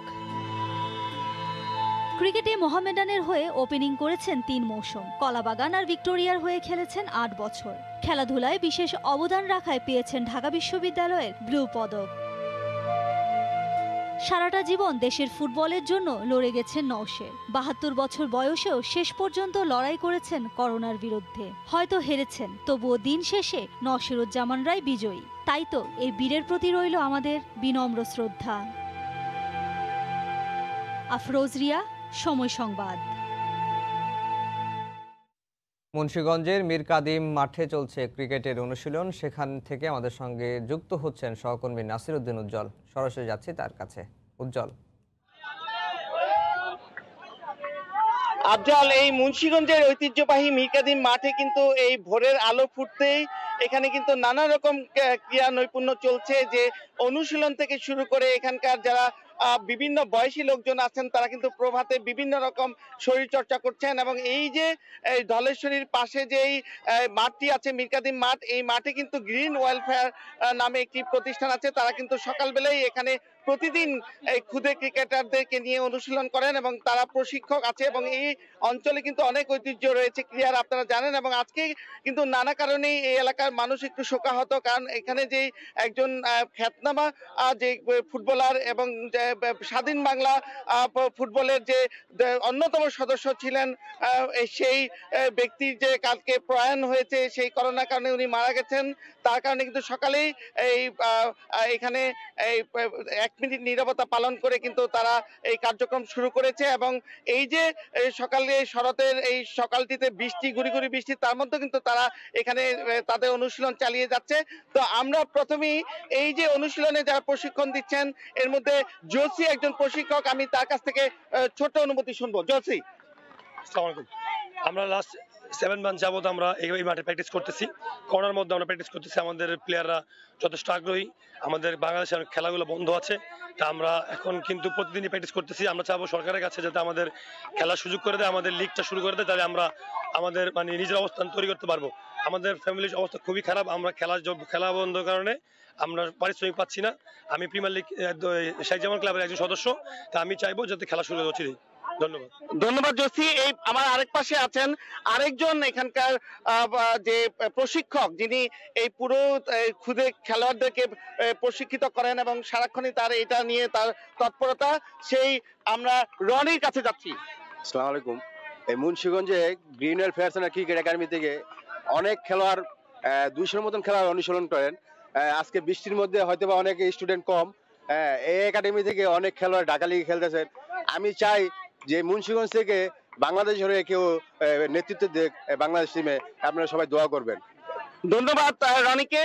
তো আমি যেটা বলছিলাম যে নওশেরুজ্জামান যিনি স্বাধীন বাংলা ফুটবল দলের সদস্য ছিলেন তিনি চলে গেছেন, তার প্রতি সবাই শ্রদ্ধাঞ্জলি জানিয়েছে। এছাড়াও কিন্তু জাতীয় ক্রিকেট দলের যে অধিনায়ক ছিলেন গাজী আশরাফ লিপু, তিনিও কিন্তু এই জনপদের সন্তান। এবং এই যে এইখানে যে আমাদের ক্রীড়া যে ইতিহাস সেটি কিন্তু অনেক বড় সমৃদ্ধ ইতিহাসে ব্রজন দাস এবং মোশাররফ হোসেন খান যারা এই দক্ষিণ এশিয়ার মধ্যে প্রথম যে এই ইংলিশ চ্যানেল পাড়ি দিয়েছেন, এরকম অনেক বরেণ্যে ক্রীড়াবিদ এখানে আছেন এবং সেটাকেই ইতিহাসকে পুনরুদ্ধার করবার জন্য এখানে কিন্তু এই ক্রীড়াশৈলী নৈপুণ্য চলছে। এবং এটা জেলা শহরের বাইরে সত্ত্বেও কিন্তু প্রতিদিন এরকম মানুষের সমারোহ থাকে, তারা ক্রীড়াকে ভালোবাসেন, ক্রীড়াকে এগিয়ে নিতে চান। এই ছিল এখানকার সবশেষ আফজাল। মুন্সিগঞ্জের মীর কাদিম মাঠে চলছে ক্রিকেটের অনুশীলন, সে খবর জানাতে আমাদের সঙ্গে যুক্ত হয়েছিলেন সহকর্মী নাসির উদ্দিন উজ্জ্বল। কোয়ারেন্টাইন ইস্যুতে কিছুটা নমনীয় হলেও এবার ভেন্যু নিয়ে ভিন্ন কথা বলছে লঙ্কান ক্রিকেট বোর্ড কর্তারা। গণমাধ্যমে দিয়ে এক সাক্ষাৎকারে 3 টেস্টের ভেন্যু হিসেবে গল, পাল্লেকেল্লে এবং কলম্বোর নাম প্রস্তাব করেছেন এসএলসির সহসভাপতি রাভিন ভিক্রামাতনে। বোর্ডের আনুষ্ঠানিক ঘোষণা না আসলেও তাই অনেকটাই নিশ্চিত হয়ে গেল টাইগারদের লঙ্কান সফর। তবে এ ব্যাপারে এখনও কোনো আনুষ্ঠানিক মন্তব্য করেনি ক্রিকেট বোর্ড। কোয়ারেন্টিনের 7 কিংবা 14 গ্যারাকল, বহরের সদস্য সংখ্যা 30 নাকি 60 এর দোলাচল। জল কম ঘোলা হয়নি লঙ্কা সফরের এসব সংখ্যা নিয়ে। কারো চোখে লঙ্কান বোর্ডের একগুঁয়েমি, তো কারো কাছে করোনাকালে অতি সতর্কতা। তবে একটা বিষয় স্পষ্ট, তা হলো টাইগারদের লঙ্কা যাত্রাটা ভীষণ অস্পষ্ট। তবে এবার কুয়াশা কেটে উঁকি দিয়েছে আলো। বিসিবি সভাপতির আপত্তির পর এই প্রথম ইতিবাচক একটা বক্তব্য রাবণের দেশের গণমাধ্যমে। বাংলাদেশ থেকে কতজন এখানে আসবেন বিসিবি থেকে প্রস্তাবিত সংখ্যার উপর ভিত্তি করে আমরা সেই সিদ্ধান্ত জানাবো। এরপর তাদের সেটা পছন্দ হলে কোভিড-19 টাস্ক ফোর্সের নিয়ম অনুসারে কাজ করব। বাংলাদেশকে আমরা 2 ধাপে কোয়ারেন্টিনের বিষয়ে জানিয়েছি। অন্তত 7 দিন তাদের দেশে কোয়ারেন্টিন পালন করবেন এবং 3 বার কোভিড টেস্টে উত্তীর্ণ হওয়ার পর শ্রীলঙ্কায় আসবেন। আমাদের এখানে আরো একবার তাদের টেস্ট করানো হবে। নেগেটিভ আসলেই কেবল তারা খেলায় অংশ নিতে পারবেন। করোনার সময়ে বারবার স্থান পরিবর্তন করতে অনাগ্রহী টাইগার ম্যানেজমেন্ট। এতদিন পর্যন্ত লঙ্কানদের কথায়ও ছিল সেই সুর। তবে হঠাৎ করেই আলাদা শহরে নতুন ভেন্যু আলোচনায় এনেছে আয়োজকরা। তাই একটা নতুন কিন্তু রয়েই গেল। আমরা 3টি ম্যাচ আলাদা 3টি ভেন্যুতে আয়োজন করতে চাই। আমরা ভেন্যুর বিষয়ে তাদের ইতোমধ্যে জানিয়েছি। গল, পাল্লেকেলে এবং কলম্বো টেস্টের জন্য প্রস্তুত করানো হচ্ছে। তবে এটা নিয়ে এখনো তাদের সঙ্গে আলোচনা চলছে। ভেন্যু হিসেবে গল যুক্ত হলে নিশ্চয়ই কিছুটা বাড়তি শক্তিই পাবে টাইগাররা। 2013 সালে গলের 22 গজে যে মুশফিকুর রহিমের ব্যাটে চেপে এসেছিল দেশের ক্রিকেটের প্রথম ডাবল সেঞ্চুরি। তবে সিরিজ নিয়ে এখনো পর্যন্ত কোনো আনুষ্ঠানিক বিবৃতি দেয়নি বিসিবি। জুম্মান সাদিক, জ্যাভলিন, সময় সংবাদ। হবিগঞ্জে কথা ও গানে স্মরণ করা হলো প্রয়াত সঙ্গীত শিল্পী অ্যান্ড্রু কিশোরকে। গতকাল সন্ধ্যায় শহরের সুরবিতান মিলনায়তনে এই স্মৃতিচারণ অনুষ্ঠানের আয়োজন করা হয়। জেলা লোক সংস্কৃতি ফোরামের আয়োজনে এই স্মরণ সভায় বক্তারা গুণী ও শিল্পীর জীবন কর্ম তুলে ধরেন। পরে অ্যান্ড্রু কিশোরের জনপ্রিয় সঙ্গীতগুলো পরিবেশন করে শ্রোতাদের মুগ্ধ করেন জেলা পুলিশ সুপার মোহাম্মদ উল্লাহ ও আকরাম আলী। ভোরের সময়ের শীর্ষ সংবাদ জানিয়ে দিচ্ছি আরেকবার। বিশ্বের শান্তি প্রতিষ্ঠায় অঙ্গীকারাবদ্ধ বাংলাদেশ কাজ করে যাচ্ছে জাতিসংঘের সঙ্গে কাঁধে কাঁধ মিলিয়ে ৭৫তম বার্ষিক উদযাপন অনুষ্ঠানে প্রধানমন্ত্রী। স্বাস্থ্য অধিদপ্তরের আরও ৪৪ কোটিপতির কথা জানালো দুদক। ১০০ কোটির মালিক, ড্রাইভার মালিক ১৪ দিনের রিমান্ডে। এবং করদাতাদের গোপনীয় সব তথ্যই এখন অন্যতম প্রতিদ্বন্দ্বী ভিয়েতনামের হাতে। অস্বীকার জাতীয় রাজস্ব বোর্ডের। ঝুঁকি থাকলেও শোধ করা হয়েছে প্রকল্পের সম্পূর্ণ টাকা। এই ছিল ভোরের সময়, সঙ্গে থাকুন সময়ের।